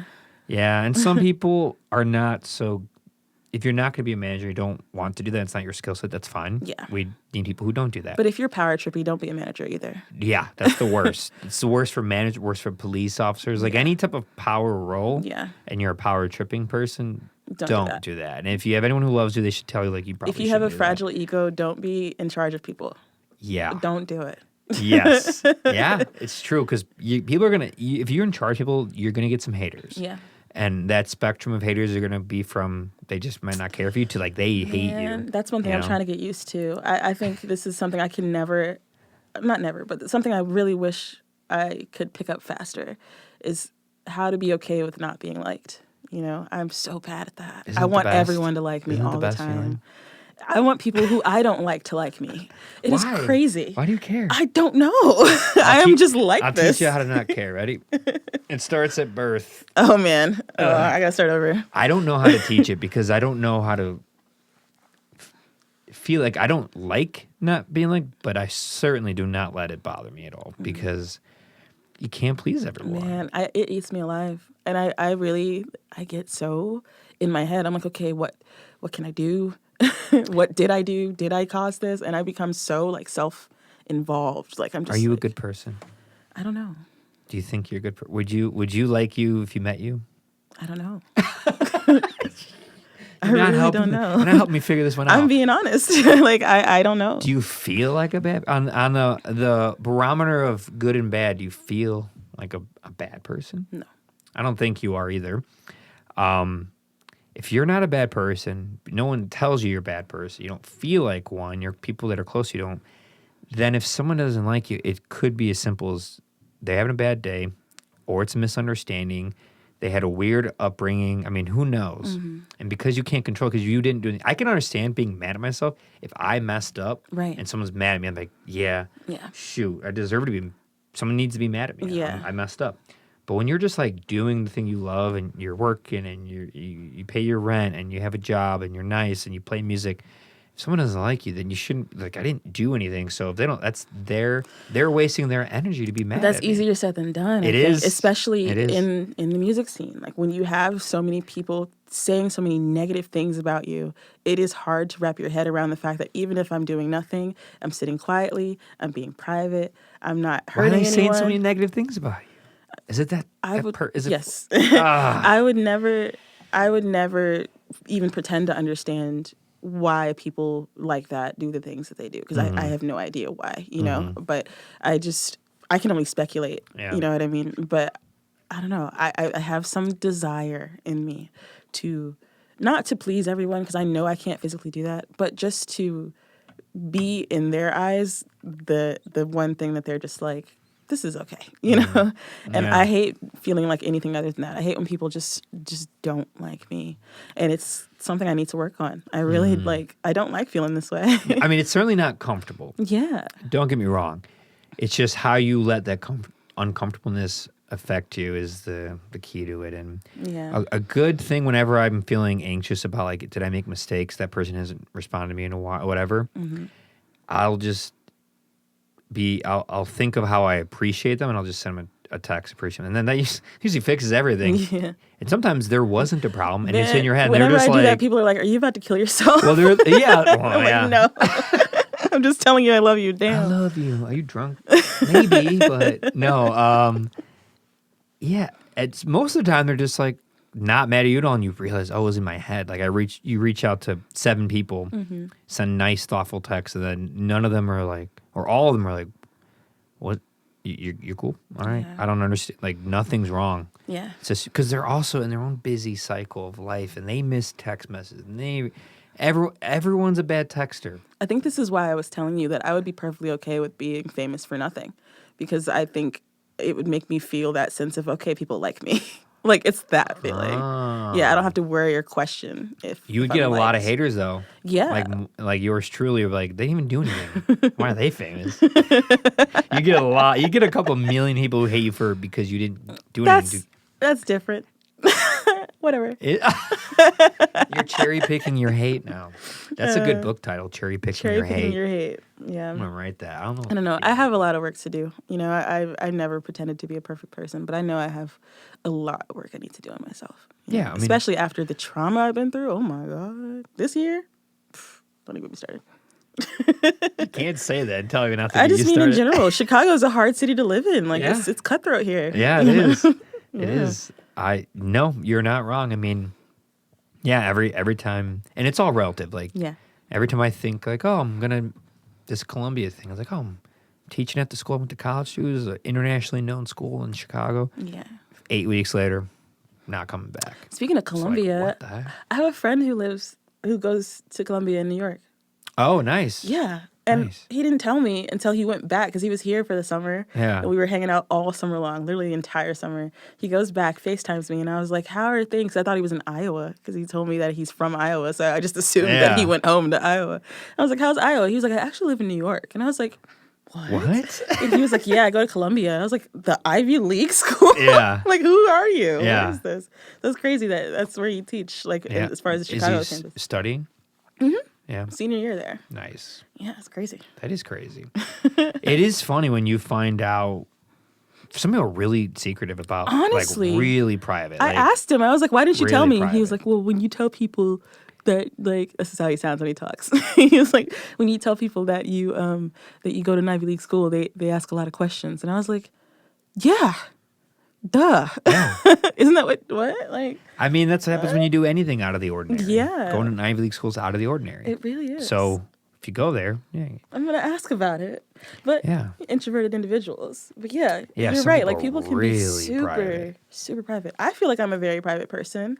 And then I meet people like that, and I'm like, damn, I'm not as private as I thought. Yeah, same. I'm always like, I'm pretty private. It's like, no. I mean, if I was that private, I wouldn't be doing this. Right. I wouldn't, it's just in the moments that are public or can be shown on the internet, the things I do, I keep the private parts private, like, what, Yeah. it's like, yeah. Can I ask you a private question? Sure. I may or may not. I may plead the fifth. You know? Yeah. I mean, okay. So you mentioned your girlfriend before. How long have you guys been together? A year and a half. Oh, yeah? That's it? Yeah. How long did you know each other before that? Couple weeks. Really? Mm-hmm. You got together pretty quickly? Yeah. I'd say. That's wild. I always have like 3 months of time before I'm like, okay, I'll date this person now. It depends. Yeah, it depends on the person. Depends on your situation. Don't you and your girlfriend live together? Mm-mm. Oh, you don't? I don't know why I thought you guys lived together. No, I got a roommate. I got a roommate upstairs. Yeah. Okay, because I thought you lived together because the reason I was like, is this a private question? Is because I was going to say, like, when are you going to propose? I have no idea. Marriage is a weird thing to me. Do you think you'll ever get married? Just in general? I do, but it's strange because I can't do anything about it. I'm so anti norms. I feel that. And for me, and I can't do anything about it because most people aren't. So, like, if you're screwed if you're the one, I have to go live in a cabin somewhere and hide away. Like, what can I do? So it definitely, my mindset and attitude constantly amongst girlfriend, any ex partner, friends, parents will create friction because my own pursuit of rationality and logic and empirical data usually blows up in my face because emotions aren't always those things. And life isn't always like that. Wow, profound. I meant that seriously. Thank you. So I have to find a middle ground. I have to learn to see another person's perspective. So I have a hard time with that because for the longest time, I didn't date for barely in high school, wasn't anything real, but I didn't really date for real until I was 25. Why's that? I couldn't find anybody that would lean more towards that rational, logical, empirical data mindset.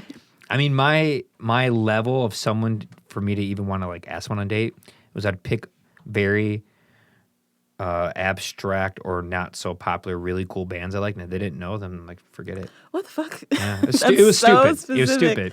I was young. I wouldn't do that now. Is that how you vetted her?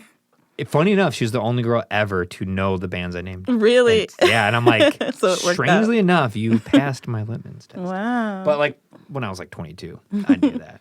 I know I just didn't ever want to do what everyone else was doing. I'd go to a party, everyone's doing their drugs and alcohol. I was sober. I didn't do anything. So They're reading a book? Yeah, I really would. I'd Really? Go, oh, The Giving Tree. I haven't read that in a while. I would do stuff like that. I would always just take over the music, the sound system, food, maybe make some cookies. I'd find a way to be at a place and not actually be there, feel completely alone at a table of friends. Yeah. That's really cool. I did it a lot. I mean, I was known as the cookie person, the music person. I made hundreds and hundreds and hundreds of parties happen at my old house where I had the festival, but I rarely partook in any of them. See, my problem was I always tried to fit in, always. I stood out like a sore thumb all the time, constantly. And I just hated it. I hated it so much. I just was I just want to be normal and be in the background like everybody else. But I always was eyes on me, and I never understood why or what it was about me. I still don't to this day. What? Ooh, my stomach is growling. That was your stomach? Holy, I thought that was someone vacuuming upstairs. That was the... No, my stomach is growling. That's going to pick up on the mic. That's going to be awesome. Oh, wow, that was cool. Sorry. No, I've never heard anything like that. I should have eaten before I came here. Aw. But yeah, no, I always stuck out like a sore thumb, and it just bugged me. What is it about me that sticks out and makes people just? I still don't know to this day, but why people like to talk to you about me. Oh, talk about you. Yeah, not always negative, but Okay. just in general. Okay. I always wondered what is it? What is that thing? And my mom would always tell me you're not made to have friends. You're not made to blend in. You have to stand out. And I'm just why not? Why can't I blend in? Why can't you have friends? I think that was just a separate thing my mom had But about. earlier you said that, so your mom was right. I think I'm a friendly person, but I don't know how to have close friends without getting too close. What's wrong with getting too close? I think that it comes with more responsibility. There's a lot more work to do when you are on a sisterly level with all of your friends. I think it's better for me at least to keep my friends a little bit more This might at a distance. be a specific thing. Me just guessing might be more of a woman type of thing. It could be. I do not experience. I have too many friends. I do not experience this, my guy. I have to feel no obligation for anything. Be brutally honest. No, I'm not doing that. Hey, you want to go? Nope. Tired. What? Because I am. They still love me. Nothing changes. It could be a woman versus man thing. I mean, I really it's do definitely feel a different dynamic for sure. I feel like my friendships have always been like dating. It always felt like I was in a relationship with my friends. Huh. I was always so close. That's bizarre. We had to celebrate birthdays and holidays and all this stuff together. And it just was always so close. And just not just that, but emotionally, just so intertwined with each other. Yeah. And I think that just has taken a toll on me. And that's why when I say I don't have friends, that's what I mean by that. I don't have that closeness with anyone anymore. I've definitively stopped doing that. Because I've just decided I just want to be close with whoever my partner ends up being. And then from there, I might have an easier time balancing what a friendship should be like. That's pretty normal, though. Most people, and I try to, I'm about to be 34, and I say, so I'm in kind of a different place than you are, and I say this to so many friends and have been for years, because I learned it from my parents, and it's apparent when you get older. you stop hanging out and seeing your friends all the time. And it feels impossible to think about when you're 20 or 15 or even almost 25. But now it's like, oh, it's very obvious. Like, I'm hanging out with my girlfriend. Like, It's trippy as a I'd single rather person. just go hang out with her, and I'll hang out with you guys when I hang out with you guys. And I do like to see them, but it's just not gonna. That's I'm not what gonna see it them all the is. time now. It's the being single part, you know. It's when you are single, your friendships are the only time you get that relationship feeling. Yeah. You know, and so it's just very tricky because you end up kind of crossing that line and making everybody so close because that's the only. Especially like for me, I don't have any family in Chicago, so I am like a lone soldier out here. Yeah. You know what I mean? Yeah. So when I meet someone, we have to get like family close sometimes, and I don't want to do that anymore. I feel like it's just been really detrimental to my mental when those people end up ultimately moving on in other aspects of their lives, or you know, I feel like I've lost so much, or I've lost a lot of people. Yeah. When really it could have just been if I had a healthier distance.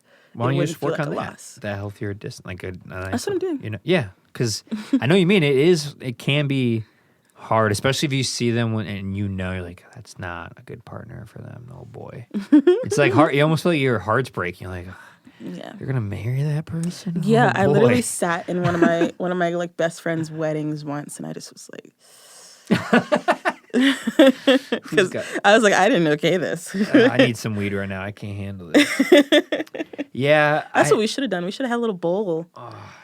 We messed up. Man. I ran out of weed I could have brought my weed. This is what we get. for the third time. We got to start planning. On the we third have to time. sit down and plan out. We'll definitely have to have some mixed cocktails and a joint or bowl. We'll do a bowl so I don't have the smell of paper. We'll do a bowl. Cool. Have you ever seen those clear wraps? No, They're called glass wraps, but they're like clear. really. Yeah, and they're so good. They burn so slow, no smell. Like, Whoa. Yeah. I'll have to check these out. yeah. Interesting. I was nervous about them when I first saw them because I was like, that can't be healthy. Is it actually glass? It's no, but Good. it's just like it's. You just said that because it's translucent or transparent. Yeah, it's made I think from like plants. It's like plant based. I would hope. Yeah, I don't know what it is. Because, like, the best papers are the hemp paper. You know? Yeah, there's something better than, like, a hemp wick. You know hemp wicks? Yeah. I used to have Hemp a friend that paper. had them wrapped around her lighters. Yeah, I have one upstairs. I thought yeah, Got a bong up there. my roommate does. Oops, I didn't say that. It is so funny how, like, normalized weed has gotten. Especially here. In our culture, in the state, in the city. I mean, I walk around regularly smoking weed on the streets, past police officers. No one says You're anything. also white passing. Yeah. I also stare them down like, you better not say anything. This is a clove cigarette. Yeah. Yeah, no. I remember there was a time a couple of friends and I were sitting in the car, and our white friend like went into a 7-Eleven, and there was a bunch of cops standing in front of the 7-Eleven, and he went to go ask the cops something, and we were all just like, we were like, how's he just walking up and talking to them? There's a lot of factors. I think the first one is the skin complexion. And let me preface this. I don't agree with any of these. This is how it is right now. Skin complexion is going to make you be perceived differently by anyone, but specifically police officers, gender, sex, anything like that will be instant the way they're going to look at you and treat you. Because I can't tell you how many women, I can't speak for different races of women, but how many women go like, I never got a ticket before, speeding tickets, like, because you're a woman. Do you cry? Let me guess. I've gotten so many. Let me guess. Do you cry? Do you cry? It depends. Is the officer mean? Yes, I cry. Do you get out of them when you cry? No. You don't get out of them? If the officer's mean, I will cry. I don't cry on purpose. I don't like. Maybe it's a white woman thing. It most likely is a white Okay. woman Just thing. makes more I always sense. get his feet. I've never gotten out of a ticket. I've only gotten out of one, and the guy was just cool. I was in the middle of nowhere in Southern Illinois, driving from Texas, 1,000-mile drive in one day by myself. And he was like, "You're driving that far away by yourself?" And I was like, "Yeah." He's like, "All right, slow down." And I was like, I was That's driving it. to college, to my first day of college, my car full of my stuff from my dorm. So excited. It was a 7-hour drive. I was by myself, no parents, like just driving my car. "Where were you going to college to?" Ohio. Right. Okay. Yeah, from Nashville to Ohio. Yeah. And I was driving, and I'm like in the home stretch, like last half hour of the drive, and I get pulled over by this cop, and he's like on a motorcycle, and I'm 18, freshly 18, and I had never seen a cop on a motorcycle before. And I was like, what? So I just kept driving. I was like, I don't know what he's doing, but that's weird. And he pulls me over and he's like, have you never seen a cop before? And I was like, not on a bike. And he was like, yeah, I'm sure. And he started like yelling at me and I started crying. And he's looking at my car, seeing that it's full of all my college shit. And I'm just like, I'm sorry. I didn't know you were a cop. I thought you were like some random dude on a bike. Like, and he was so mean. And that was the one time I boo-hooed. I cried so hard. I think I like lost a contact lens that day. Oh my God. What did he pull you over for? For speeding. Okay. Were you speeding though? Probably, but barely. I think, like I said, I'm traveling on roads. I'm literally traveling hours away from home. I don't know the roads, you know? And so I'm pretty sure it was a ticket for going like 60 and a 55 or something. Like it was something stupid like that. Yeah. And I earn my tickets. Yeah. Oh yeah. I'm good at it. I don't drive fast. I'm scared. I don't want to die. You're not wrong about that. I only drive fast in places where it's extremely difficult to hurt yourself or anyone. Like middle of nowhere, open road, interstates where the speed limit's already 70 or 75. And we're talking, mile stretches. There's no crossroads. There's nothing. Yeah. No, I was in the car with one of my friends and we were driving through Kansas, I believe, and it was just nothing but flat land. That's and, Kansas. Like, farms. That's Kansas and Nebraska and Iowa, Yeah, and she got a speeding ticket there. Yeah, I mean, there are a lot of signs that you can pick up on to know where a cop's going to be. And when you do a lot of the same driving, like I drive down to ISU on 955 every Tuesday and Thursday, I have learned every detail about I-55 for that 133-mile stretch. I mean, I could write a book about the details of the road, where every marker is, where a pothole is, what angle you should, how fast you should go on a certain bank of like everything. I've spent thousands of times doing it. So now I know where every cop is, all the spots they hide, all the spots they don't hide. So that's why I can speed, because I know exactly where they're always going to be. They have the same routines. They're just sitting at that one spot, now that one spot. But yeah, if you've never been somewhere, exactly, you gotta be more careful. You can't just. That's why I was like, dude, let me off this ticket. Like I'm clearly a child. How many tickets have you gotten? Shit, you should see the emails I get from the City of Chicago notification reminders about like how much I owe. I owe like $700 in tickets. Why? Because the fucking red light cameras here or but the you're not speed paying cameras. them as you get them? No, I no, I get them. I have a payment plan on them, so you can pay monthly. Listen, I got payment plans and a couple of things, but it's definitely not red light photo enforced tickets. Not just those, but it's also parking tickets. They're all like a conglomerate. Oh my god! Yes, so you have to pay. The second I get them, I just pay them, get it over with. I've had a few. Man, I stopped getting them because I realized like, oh, don't speed by parks and schools because they'll have a flash. I've gone 4 in Chicago in the year and 3 months living The here. ones here are just ridiculous. They like flash if you go a little, like one you over. cannot go over a few miles an hour. It's literally crazy. That's why I have so many, because I'll be going like 30 and a 25, and I'm like, fuck, now I have a fucking ticket. But the funny thing about it is you will never get a speeding ticket from an in-person cop in the city of Chicago. I actually have never been pulled over in Chicago. I've never been pulled over. I drive like a maniac in Chicago. I drive like the Wild West out here. No one pulls me over. I drive past cops. They don't pull me over. I take Lakeshore Drive all the time because my girlfriend lives up there. All the time.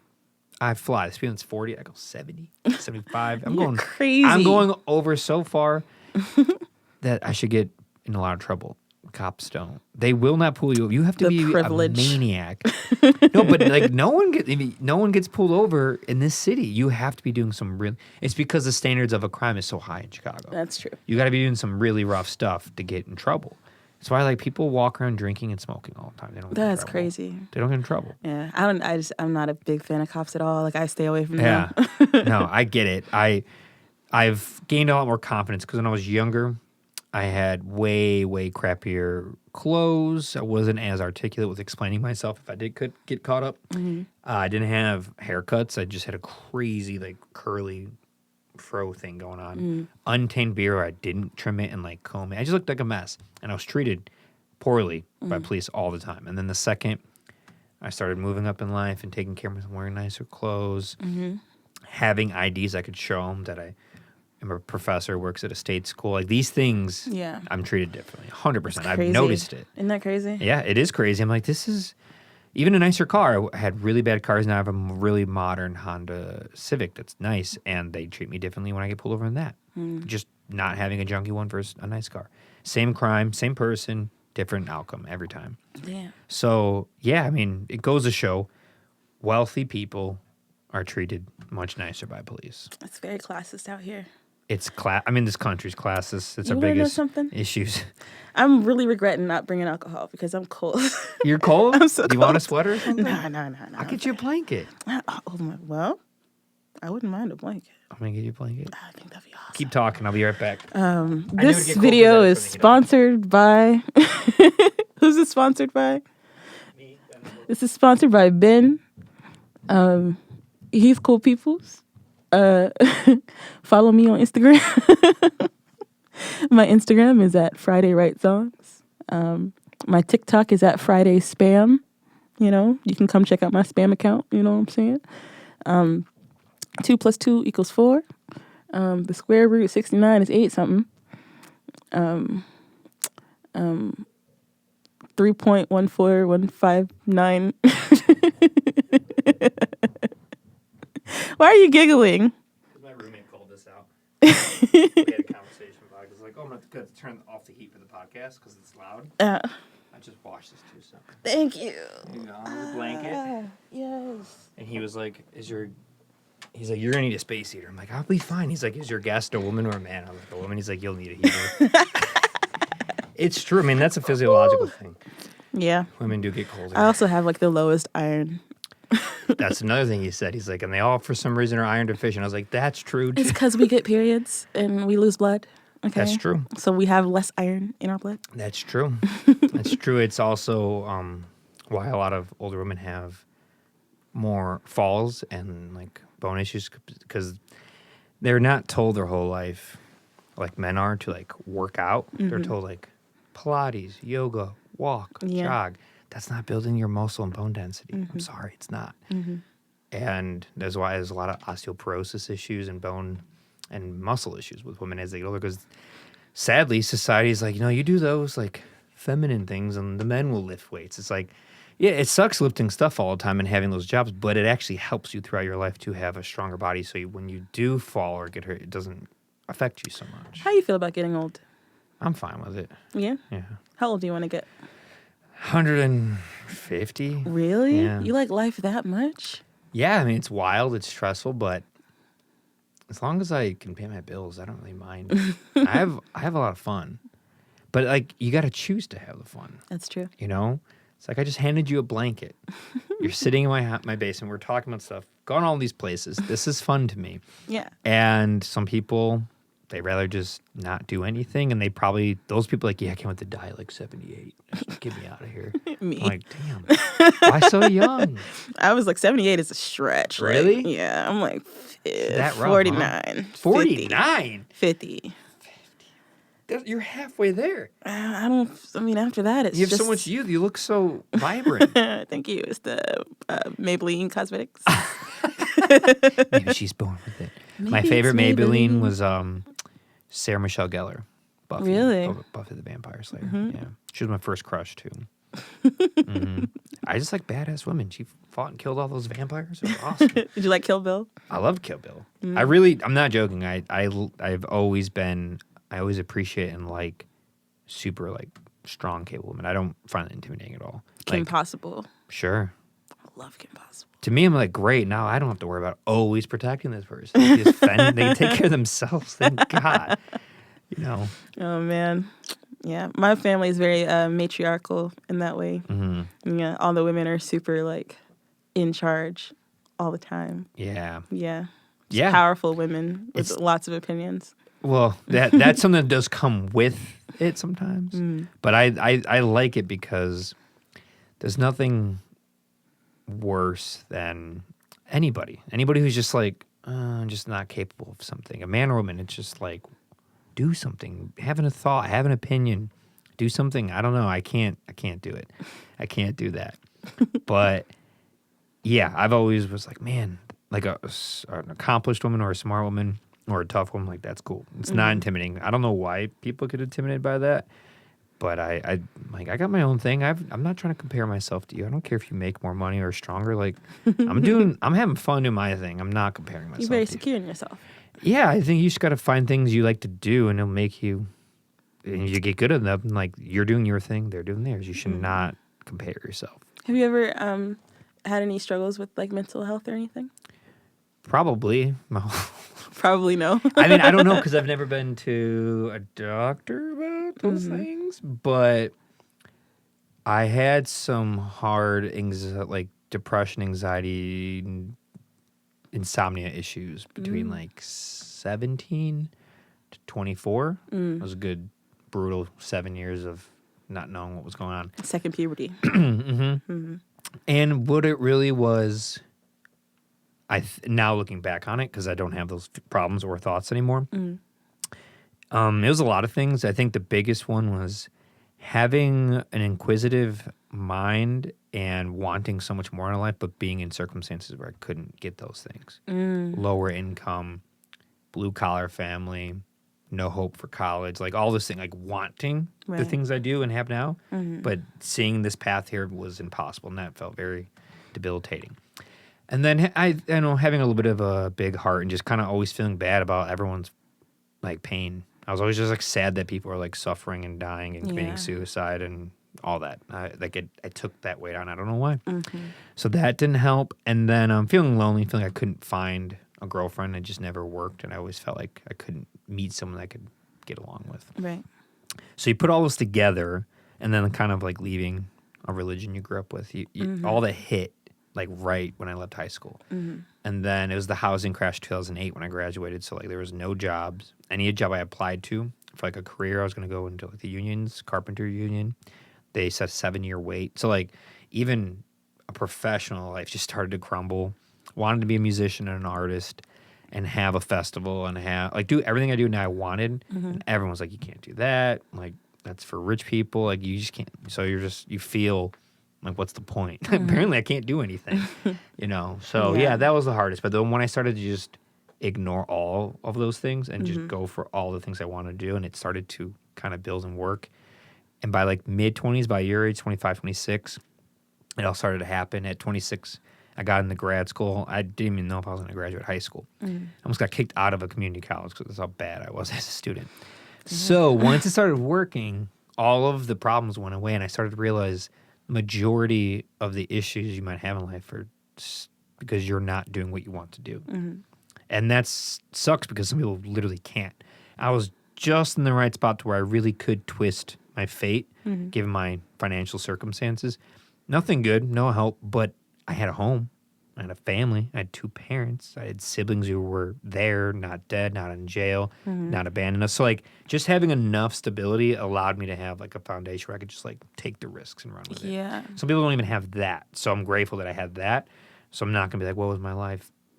I have student loans, like, you know. But some people, they don't even have what I just said, and they're screwed. I mean, they could be, they're in juvie at 12. Like, they're in trouble. Right. So yeah, it really was just wanting to do these things and not being able to. It just debilitating. Made me feel terrible.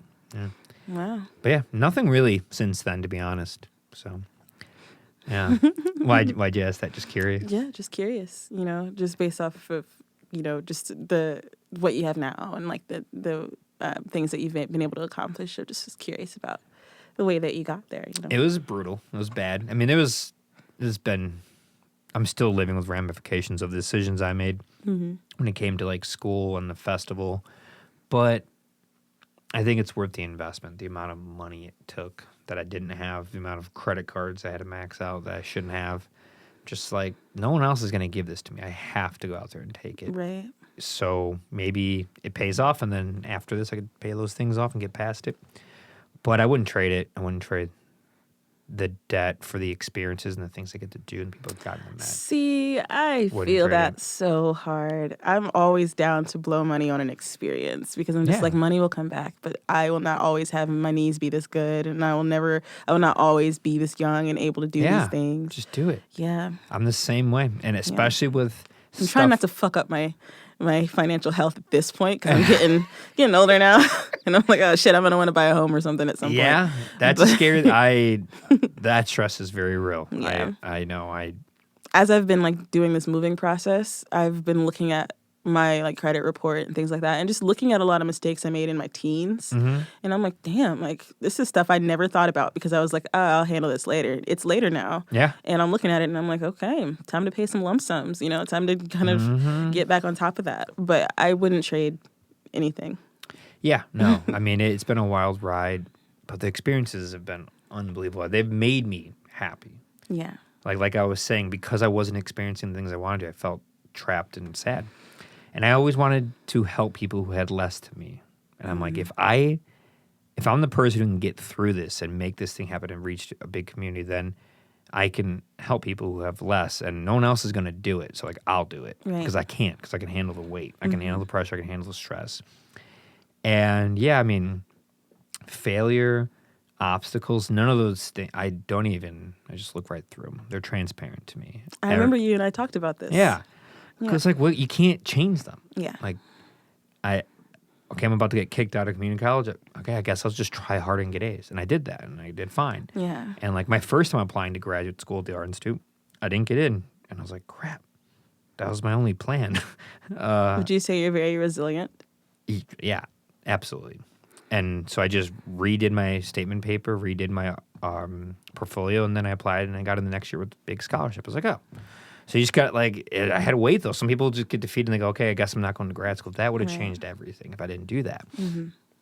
Yeah, and the funny thing about resilience, as you may know, and listeners may know, it's a skill set. The more you do it, see, that's what I was wondering. the more you can get resilient. Now it's not good. Now it's kind of dangerous. I always wondered if resilience like runs out. You know, like if there's just a bottom. It builds up. It's dangerous now.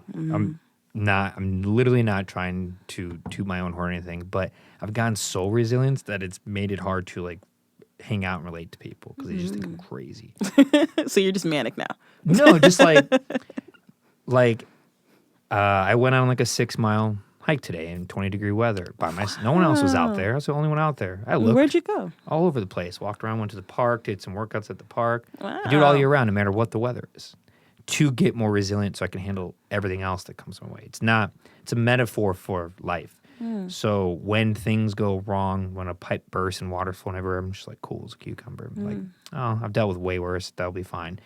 And the pressures of taking on like the festival at my house, especially once it got towards the last year, inviting thousands of people, bands around the world, food from around the world, artists from around the world, and just having thousands upon thousands of people, and you're responsible for all of it. That was so much pressure. That sounds awesome. It was awesome. But the pressure was so high, it can't account for weather and accidents and psychopaths and thieves. And I'm using all my own gear, hoping everything works, that I did all my calculations right on the electrical circuits and the amperage and how much everything's being drawn.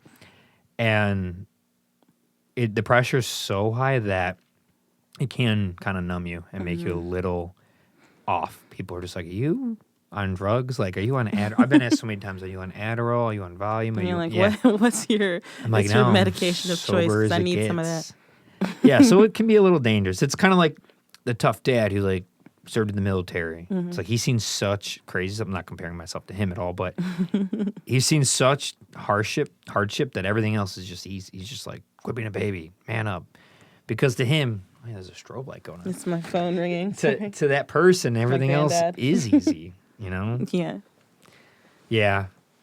But I think it gets better and you can learn it. And I think the best thing about resilience and discipline is once you get really good at it, you know when you can use it and not use it. Because when I let loose now, I let loose. Because it's like, no, I was so tough and strict and particular for 6 days in a row. Now it's Saturday night, I'm going to drink too much. I'm going to smoke too much. I'm going to have a cigar. I'm just going to like, who cares what happens? Maybe take some mushrooms. I don't care. You know, because like I've learned like in podcast on mushrooms. I've never done that. I would try it. I've never done that. We're going to have a series. Just Substances with Friday and Ben. Substances with Friday and Ben. Yep. Episode 1, cocktails. Episode 2, weed. Episode 3, Molly. I've never done that, but I would. If someone can get pure MDMA, I would do it. Really? Yeah. I probably would too. Right? Yeah, probably. I'd try. I mean, if it's, you could test it. Yeah. But I thought of you recently. I was watching It's just the title of the movie. I was watching the movie Friday, and I thought of you. Oh, wow. So original, Ben. Right? No, I was just like, I was watching. I was like, oh yeah, Friday. No, I've noticed a lot of the time I can tell that people only like will hit me up because it's Friday and like it came to mind. No, that happens all the time. I'm just like, you only hit me up because today's Friday, and you're like, oh, Friday. Oh, I wonder how Friday's doing. Like I know that's how your mind. Yeah, no, I usually hit you up on Tuesdays. No relation to Friday. That's funny. Do you have a lot of resilience? I think I used to. Really? Yeah, I think I had a lot more structure when I was younger, and as I've gotten older and have been able to pilot my own life, I think I've lost a lot of structure. Like just because I've been trying to get my footing, like it's been really, really rough here in this city in particular, and so I think when you can't really get your footing, you kind of lose sight of like what your boundaries are, what your goals are, and like how to stay locked in on those things. Because you're just too focused on like trying to control everything else. You lose track of like your sense of self. So I think I lost a lot of my resilience because I just feel like it's like when you're just constantly trying to get back up and someone's just kicking you right back down, you know? It's like, how do I keep getting up? At some point, you just lay there and die, And that's kind of how it feels sometimes. Like the resilience just starts to run out and run out and run out. Oh, okay. That's why you brought that up earlier. I see what you're saying now. Yeah. So I think that's where I am sometimes. I think, though, I have a natural resilience that I'm not always aware of, like a subconscious resilience, because I was literally thinking about this in the car on the way here, actually, how as down as I might feel about certain things, I'm still getting a lot done, even when I don't feel like I'm getting a lot done. Like I spent this whole week packing and getting ready to move, and the week prior to that, going and touring apartments, and the week prior to that, like readjusting to changing jobs, and all of this happened. And I still felt like I had nothing going on. I felt like nothing was happening. Yeah. But all of that was happening. And that's just kind of the subconscious resilience I think that I have. I think my conscious resilience could use a little more oomph. Yeah. Well, it's like you almost get used to progress. Yeah. And it starts to not feel. Yeah. I think that's why sometimes. It starts to feel like every day. Right. And I think that's why certain types of journals, happiness journals, dream journals, accomplishment journals, whatever it is that works. Do you do any of that? I used to. I think that might be helpful. Yeah. For I certain used to people. be very meticulous about every aspect of my life. I used to write every single thing down and plan everything out. I planned everything, like down to my meals, how many calories I consumed, like every single thing. And then I realized I was incredibly controlling and I was overdoing it. Yeah. And so it became this constant push and pull of like, how much is too much and when do I stop? And I had I couldn't get my footing. I couldn't figure it out, I had no guidance, no mentor, no family, no friends. Like I had nothing but just my own judgment to go off of. And it's hard when you don't trust your own judgment sometimes. Then you're just like, am I doing anything right? What's happening? That's kind of how it's been the last year or two. And prior to living in Chicago, I think I had a lot better grip really? on. Chicago just is tearing you down, huh? Yeah. That's why it was really hard for me to decide to stay here. But I just signed an 18-month lease, so. That's awesome. Stay here. Make it. You got this. That's what my friends tell me. My friends. You're brutal. I can't. I am very particular about who I call my friends. I could see that. It's just been. I lost a lot of trust in Chicago. Don't blame the city. I don't blame the city. I think that just the city is filled with a lot of hurt because there's a lot of history here of hurt.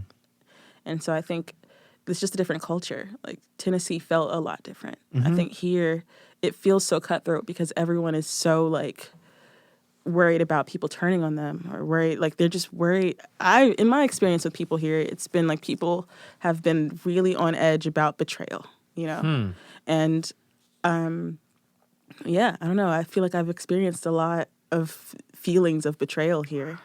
So that's quite different from my experience. But I didn't grow up in the city proper. I have a very big and cool friend group from the suburbs, and so I didn't really have that. And then by the time I established myself with what I do and come to the city, I don't have the same. Yeah. I'm not starting like you started from like ground zero here. Yeah, exactly. So I'm not. I didn't start. I already started from like, oh, DZ guy. Like I went over that problem. You have like a foundation. Yeah, you know, and I think it's just a total different experience for me. Like I'm coming here with nothing, knowing I have to decide based off of my own judgment who to trust, and that's where it's just like, do I trust my own judgment if I keep encountering these negative experiences? Yeah, you know, it's like, is it the city or is it my choices? And then it becomes, am I making bad choices? Am I a bad person? And it's just a spiral of, you know, all of these things. So I don't blame Chicago, but I do think that there's a lot of hurt in this city. And I just keep happening to run into it. So yeah, who are you running into? Gotta get away from them. Yeah, I keep being told that. My sister keeps telling me, like, she keeps saying, like, find new circles, run in new circles. And it's just really tricky because my circle that I want to be in is music scene, and it's small. And so I don't know. I don't want to not make music. And I don't want to not network and not be around people who also are in the same scene. But it has been very tricky. But there's layers to it, though.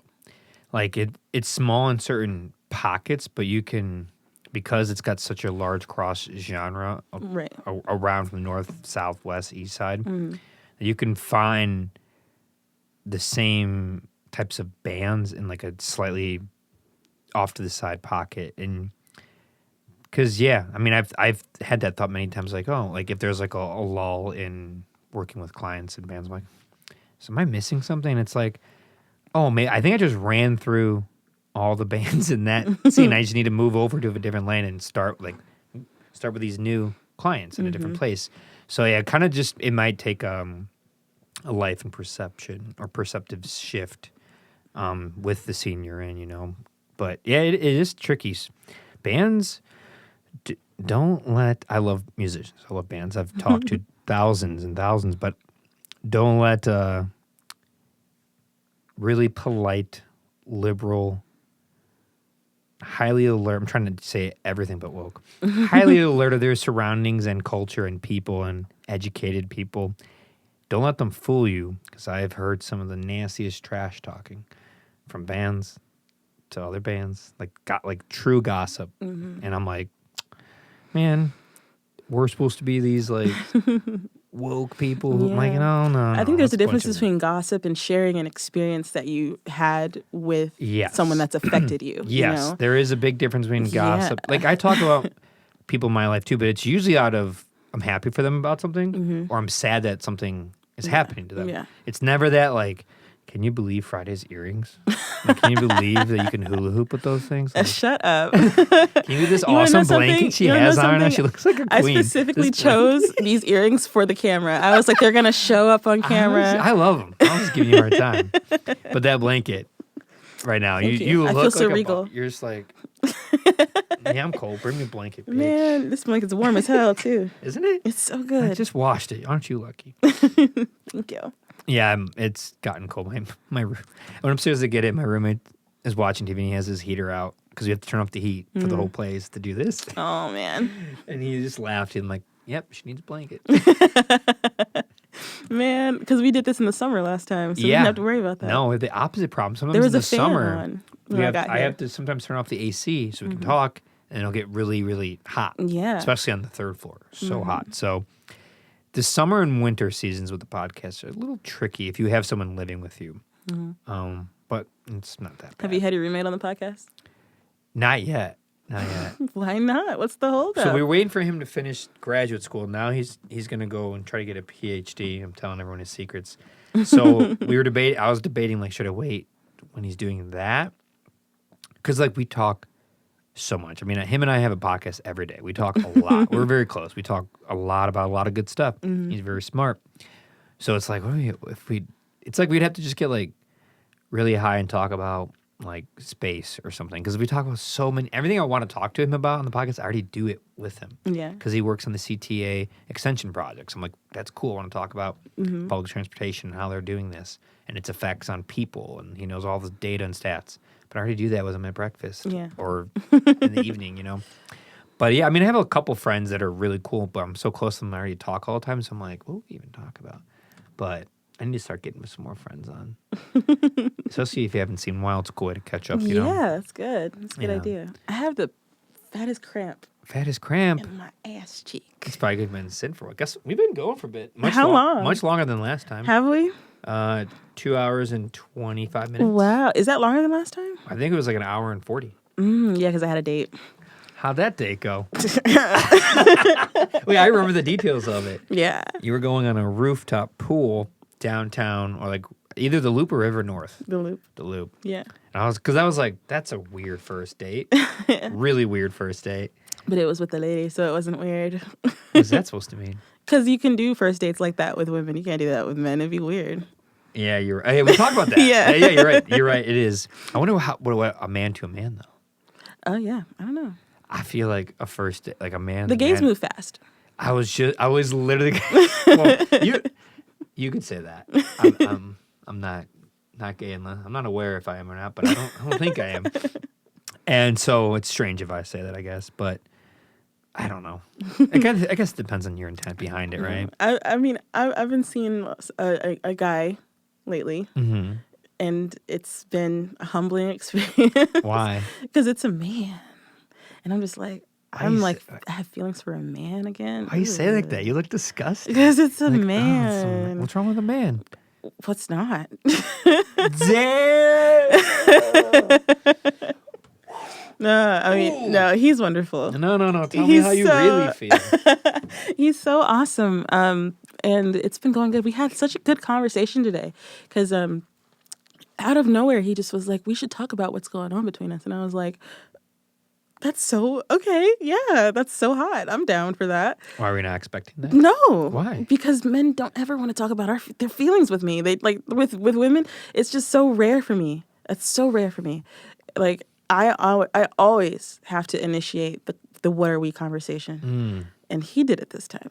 I've usually been the one who initiated it, or the second it was brought up, I was completely fine with it. Like, I was pretty much thinking it, and it was just the timing that they brought up first. Right. I've never been like, I gotta get out of here. Like, I don't get that either. I think it might be a little bit, I think I may be more on the end of the bell curve of men who do that. Yeah. But yeah, you seem like a rare find. I dated a woman that didn't want to, like, would not talk about that. Like, she was like, we're fine. Let's just like keep doing. It's like, well, what do we do? Like, this, I'm like old. This is serious. Like, what are we doing? That's kind of how I feel right now because he's a little younger than me. He's 25. I'm 27. And he's freshly 25, and I'm about to be 28. So, you know, it's just a little different. I wouldn't worry about it. My girlfriend's a lot younger too. So. Okay. Well, I mean, I don't know. I feel like there's a difference. As a woman, you're older. Is that why? Yeah. Okay. I feel like there's a little bit of a difference there. I don't know what that difference is or why I feel that way, but it just feels different. So don't get me wrong. There's a difference in age when there's literally a difference in age. I feel the difference in age between my girlfriend and I, but I just remind myself of it. It's like we're of different eras. We grew up in different places, different families.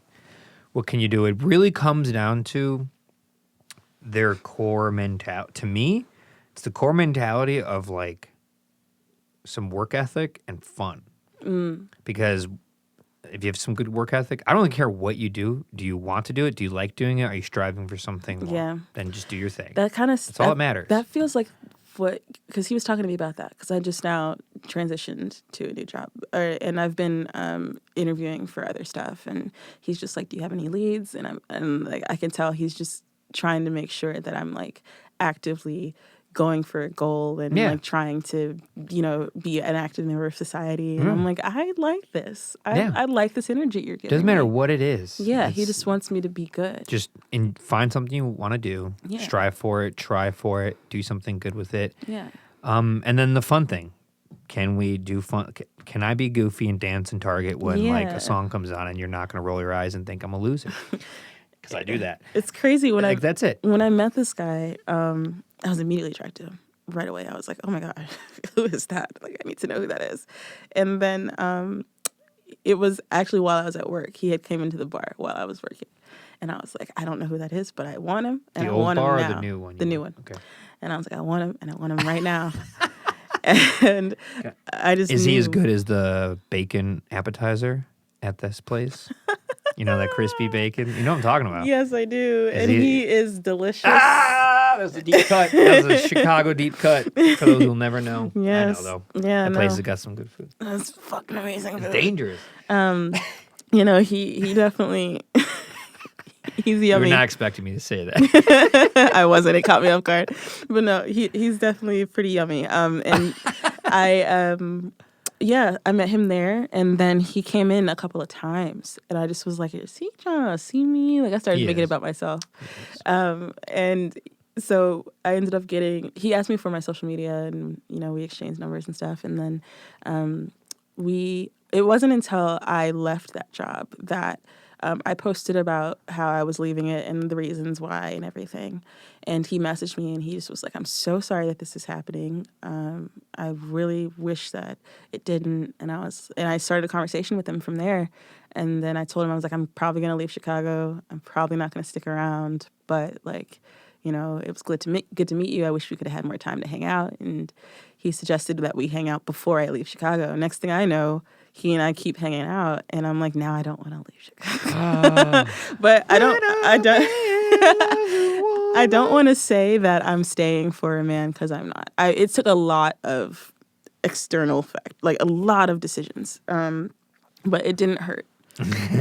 I'll say that it didn't hurt that. That's funny because if, you know, I'd say, I had no problem saying I'd stay for a woman. I have every issue saying I'm staying. I need to be able to make decisions independently of men.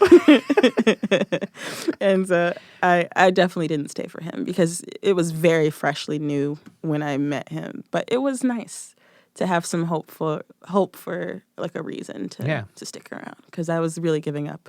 Yeah. Yeah. So no good pool date on the rooftop in the loop. No, but we went to the Green Mill. Yeah, it's a cool place. Oh my God, I've been there so many times. I've only been there one time before, I should say. So when I went there with him, it was so different than when I went by myself, because I snuck in the first time I went. How'd you sneak in? There's always a guy at the door taking your $10 cash. Well, there was this like drunk couple coming out of the back door, and I just walked in after them. Yeah, and then I just sat down. I like that place a lot. It's cool. It was so cool. It's cool going there. It's a great date spot. It's great to see. Like, I've seen a lot of friends play there, which is always fun. And oh my gosh, we had such a good time. Across the street's a great Ethiopian restaurant, Demira. So if you ever want a good date, get Demira, Ethiopian food. It's right across the street, and then walk across to Green Mill. See, the reason I snuck into Green Mill because I was at the Riviera, which is like right there. Who were you seeing there? Sabrina Claudio. Nice. Oh, she's so good. I cried. Funny. It was the first time I ever just boo-hooed at a concert. Boo-hoo. Did the accent come out? Oh, yeah. Got that southern drawl. No, I'm from Nashville, and I went up to Chicago. Now I'm from Chicago. That's, you know who one of the best concerts, and it was hilarious, was Tyler, the Creator. No. I bet one of his concerts would be Lennox, hilarious. you know Ari Lennox? Mm-hmm. I saw her at the House Blues. Wow, how was it? It was awesome. Yeah. It was amazing. I was the only white person there. And that was my first experience. But I think being a minority? What was it like? Being just one of one, like the only person. I think I got a lot of respect. They give you the velvet rope? I got a lot of respect. They're like, hey, this white guy came out, all right. You know, like, what can you do? Yeah, no, that was interesting. I was like, oh, this is an interesting experience. I mean, I had a feeling. I'm not stupid. It's Ari Lennox. It's the House of Blues. It's Chicago. I've never been to the House of Blues. Oh, it's just, you put all that together. Wait, that's a lie. I went there. I snuck in the back door. No, I didn't sneak into that one. I saw someone there. It was whoever Kehlani was dating at the time. Kehlani was dating this non-binary person. I forget. I don't know. Who, but amazing artist. Mm-hmm. Yeah, I forgot. I definitely did go. Yeah. Yeah. I've been to so many venues in Chicago, I forget the names sometimes. But yeah. I've been going for so long that's like the names are. I have a list of all the venues that I send out to my like students and people who are like, hey, we're new to this city, or can we? Funny enough, I hate to break it to you, you can just Google this. You can just Google list of venues in Chicago, but I just send it to them. I just look up like every artist in my playlist, and then I see if they're touring. Yeah, which is great because they'll show it on Spotify and stuff. It's awesome. It's so awesome. That's a great way to do it. Or just go to another cool way is go to venue websites, like on your computer, and just have like Shuba's, Lincoln Hall, Coles. Just have a bunch open up and just look. I want to play Shuba's so Just look through it. It's cool. It's a good spot. I want to play Shuba's. I went in there. You played there? In January, yeah, I played there. In January? And you didn't let me open for you? That's rude. I didn't know you yet. That's still rude. This is last year. This January hasn't happened yet. It's still rude. It was...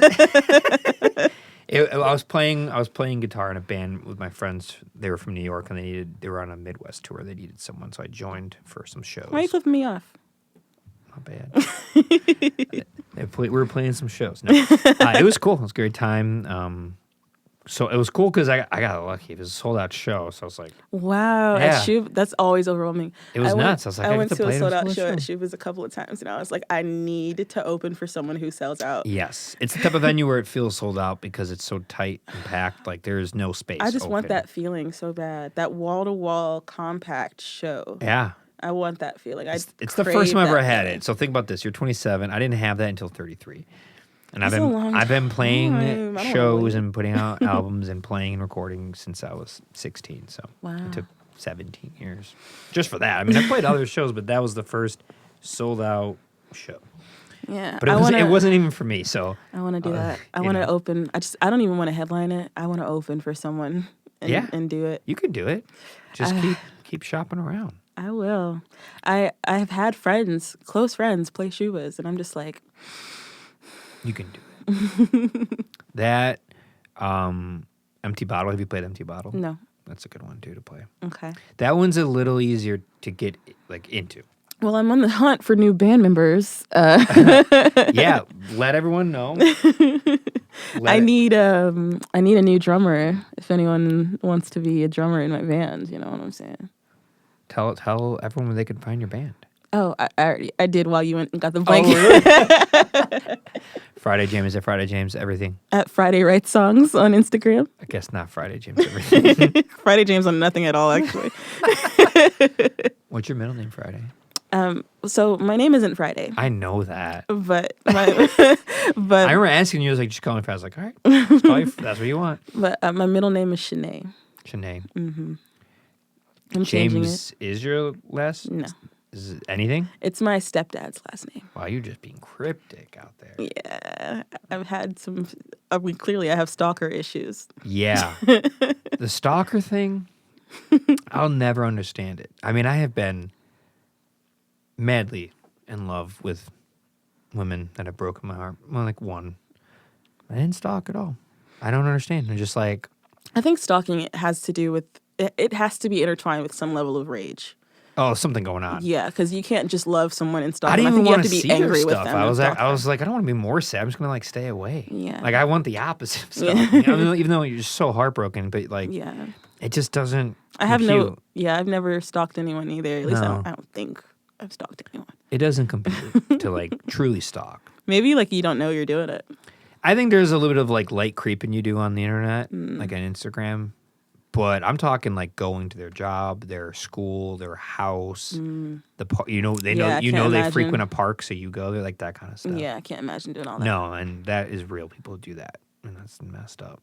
Don't do that. I definitely have felt like I've stalked someone in the past because we run in the same scene, so I kept seeing them all the time, and I was like, he probably feels like I'm stalking him, but I promise I'm not.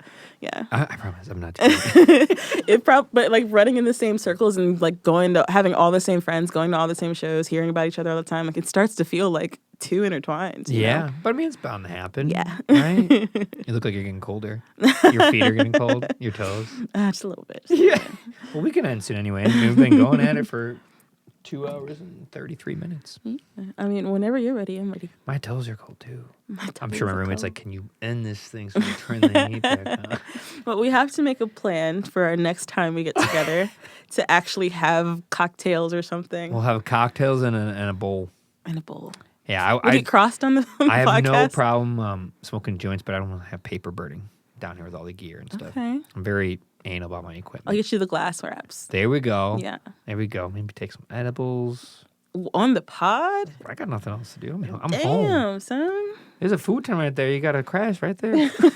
I'm going to have to. I won't be able to drive You'll be after. living, I won't say where, but you'll be living closer soon. Yeah. So it's not so I'm bad. really excited. So that'll be easy. Yeah, I Googled how far it was from here. 13 minutes. Yeah, it's probably, I don't know what part of where you're living. I'm not going to say on the internet, but it's definitely within 3 miles. Yeah, right? it's really close. Yeah. Yeah, I noticed that when I saw the name of your city. I was like, oh, yeah. Like you're part of the city. That was cute. Yeah. Your city, you mean neighborhood. Your neighborhood. You're part of the city, your neighborhood. Y'all, she's from Nashville. So I'm from cut her some Nashville. slack. She's from Broadway, where the Cowboys are. I went to Nashville and I think did I go right after you came on, right before? Right before. Right, Because we before. talked about it. We did. Yeah. I liked it. Oh, It's great. was it you? It was me? Was it me? Golden Pine. Golden Pine. Gold Pine. Gold Pine? No, it wasn't you. Okay. No, I saw someone I know. It might have been Sessions. That's what it was, because I just did the NPR Sessions. Oh, yeah. How'd that go? That was so good. That's cool. It was so good. My band killed it. It was amazing. It comes out on December 14th. That's my birthday. No way. It's a Thursday, and it's my birthday. Oh my God. Happy I birthday. just put my birthday out there. Crap, I've been so good about not doing that. December 14th. You heard it here first, folks. I'll be 34. Wow. Thursday. Yeah. So That's cool. Yeah, it comes out that day. I'll share it on the That the would mean website a when lot I to see it. me. I'll tag Send you it in to me. Send it to me. I'll Okay. share it. Cool. Thank That's you. cool. Where was it at? It was in, I forget the name.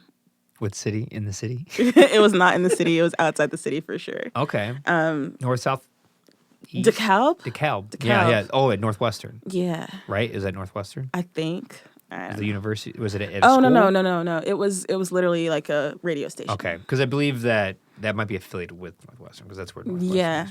Got it. Yeah. But yeah, I went out there. I did it. And I did that back in June or July. July.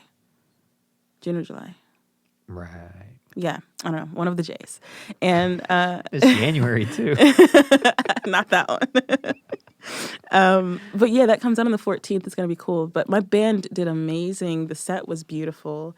I don't know. It was a good time. That's awesome. But yeah, I think they were the ones that posted about. So there were some friends I have in Nashville, and I think they did a session with them recently because they went out to Nashville. Okay. Yeah. Got it. Yeah. So that's why I brought that up, because I remember that you were filming with a lot of friends I had in Nashville. Yeah. Yeah. Small world. Nashville at Dark Matter Collective. Have you been there? Mm-mm. It's a music. It was a DIY venue that got so legit they turned it into like a venue. Mm-hmm. And we rented it out and filmed with tons of bands. Molly Martin, The Love Inn, Safari Room, Catalina, and then a bunch of solo artists. Mm-hmm. It was fun. It was so hot.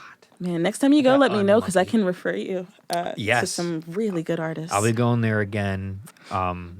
It's an easy, 450 miles, whatever. Yeah. It's an easy 7-hour trip. drive. Yeah. I mean, after the trips I've done that. I one's thought not- about it's going not back. bad. Like when I was thinking about leaving, I was like, maybe I'll just go back to Nashville and start over. It's a different place now, as you know. It's growing strangely. Everywhere I walked in my friend's neighborhood he was in, there was just houses being built like everywhere. He's like, yeah, it's been like this for like the last year, just crazy. Boom. Yeah. It is what it is. Yeah. Hopefully this time, after my lease is up, I'll be able to buy a home. And hopefully I can decide where I want to buy a home. You'll be in Chicago because you'll take it over. It won't be kicking you anymore. Everyone will leave you alone that's bothering you. You'll have too many friends. You'll be texting like, I have too many friends. Can you take some of them? Oh man, you're funny. Thank I you. hope so. I hope that everything is different. It will be. I promise you. Keep a positive outlook and ignore the naysayers. Thank Keep you. singing. Keep working. Good luck on your new adventure in the new location you're going to be living. Good luck on your new friend, man. Your friend guy, dude. He's gonna be so mad I said anything about him. He's gonna be like, "What the fuck? It's too early." Yeah, that's always a tricky thing. I never knew when to talk about a girlfriend after, because You might know him actually. I'll show you a picture. You tell me if you know him. Yeah, you have a couple names to share after the podcast. Yeah. You got a couple heads to smash. All right. Yeah. So everyone can find you Friday Write Songs. Write Songs on Instagram. On Instagram. And Anywhere then else? Just Instagram. There's a link tree from there. Link tree from there. Beautiful. Friday Write Songs on Instagram. Link tree from there. Support Friday. Come see Friday perform. When's your next show? Do you have any shows coming up? No shows coming up. Just the NPR session coming out soon. NPR December 14th. It's a Thursday. This will be out before that so people can hear it. Thank you for coming on again. You're the first second-time guest. Hey, and I'm going to be the first third-time guest when we The do our only third crosscast. The crosscast. Crosscast. Yeah, we'll have some fun the next time. Yeah. We should do over winter break. I was thinking we should do I have no classes or anything. So. We have to do it every quarter, quarterly. Every 4 months. Okay. That'd be, what is every third? Because every 4 months would be every third. Oh. Right? Because every quarter would be every 3 months. I'm not good at math. That's okay. That's what I'm here for. Every third of a year. You saw how long it took me to go from 96 to 2008. I was like, I saw that. I didn't want to. I'm fortunate. I do. I've talked about this. So I'm a nerd. I do math for fun. I'm just on my calculator, trying to figure out a number and see if I get it right and guess it. It's stupid. You're such a character. It works. I mean, I'm good. I'm fast. But whatever. Anyway, thank you again, Friday. I appreciate it. Stay warm out there, everyone. Friday's freezing. Ciao. Bye.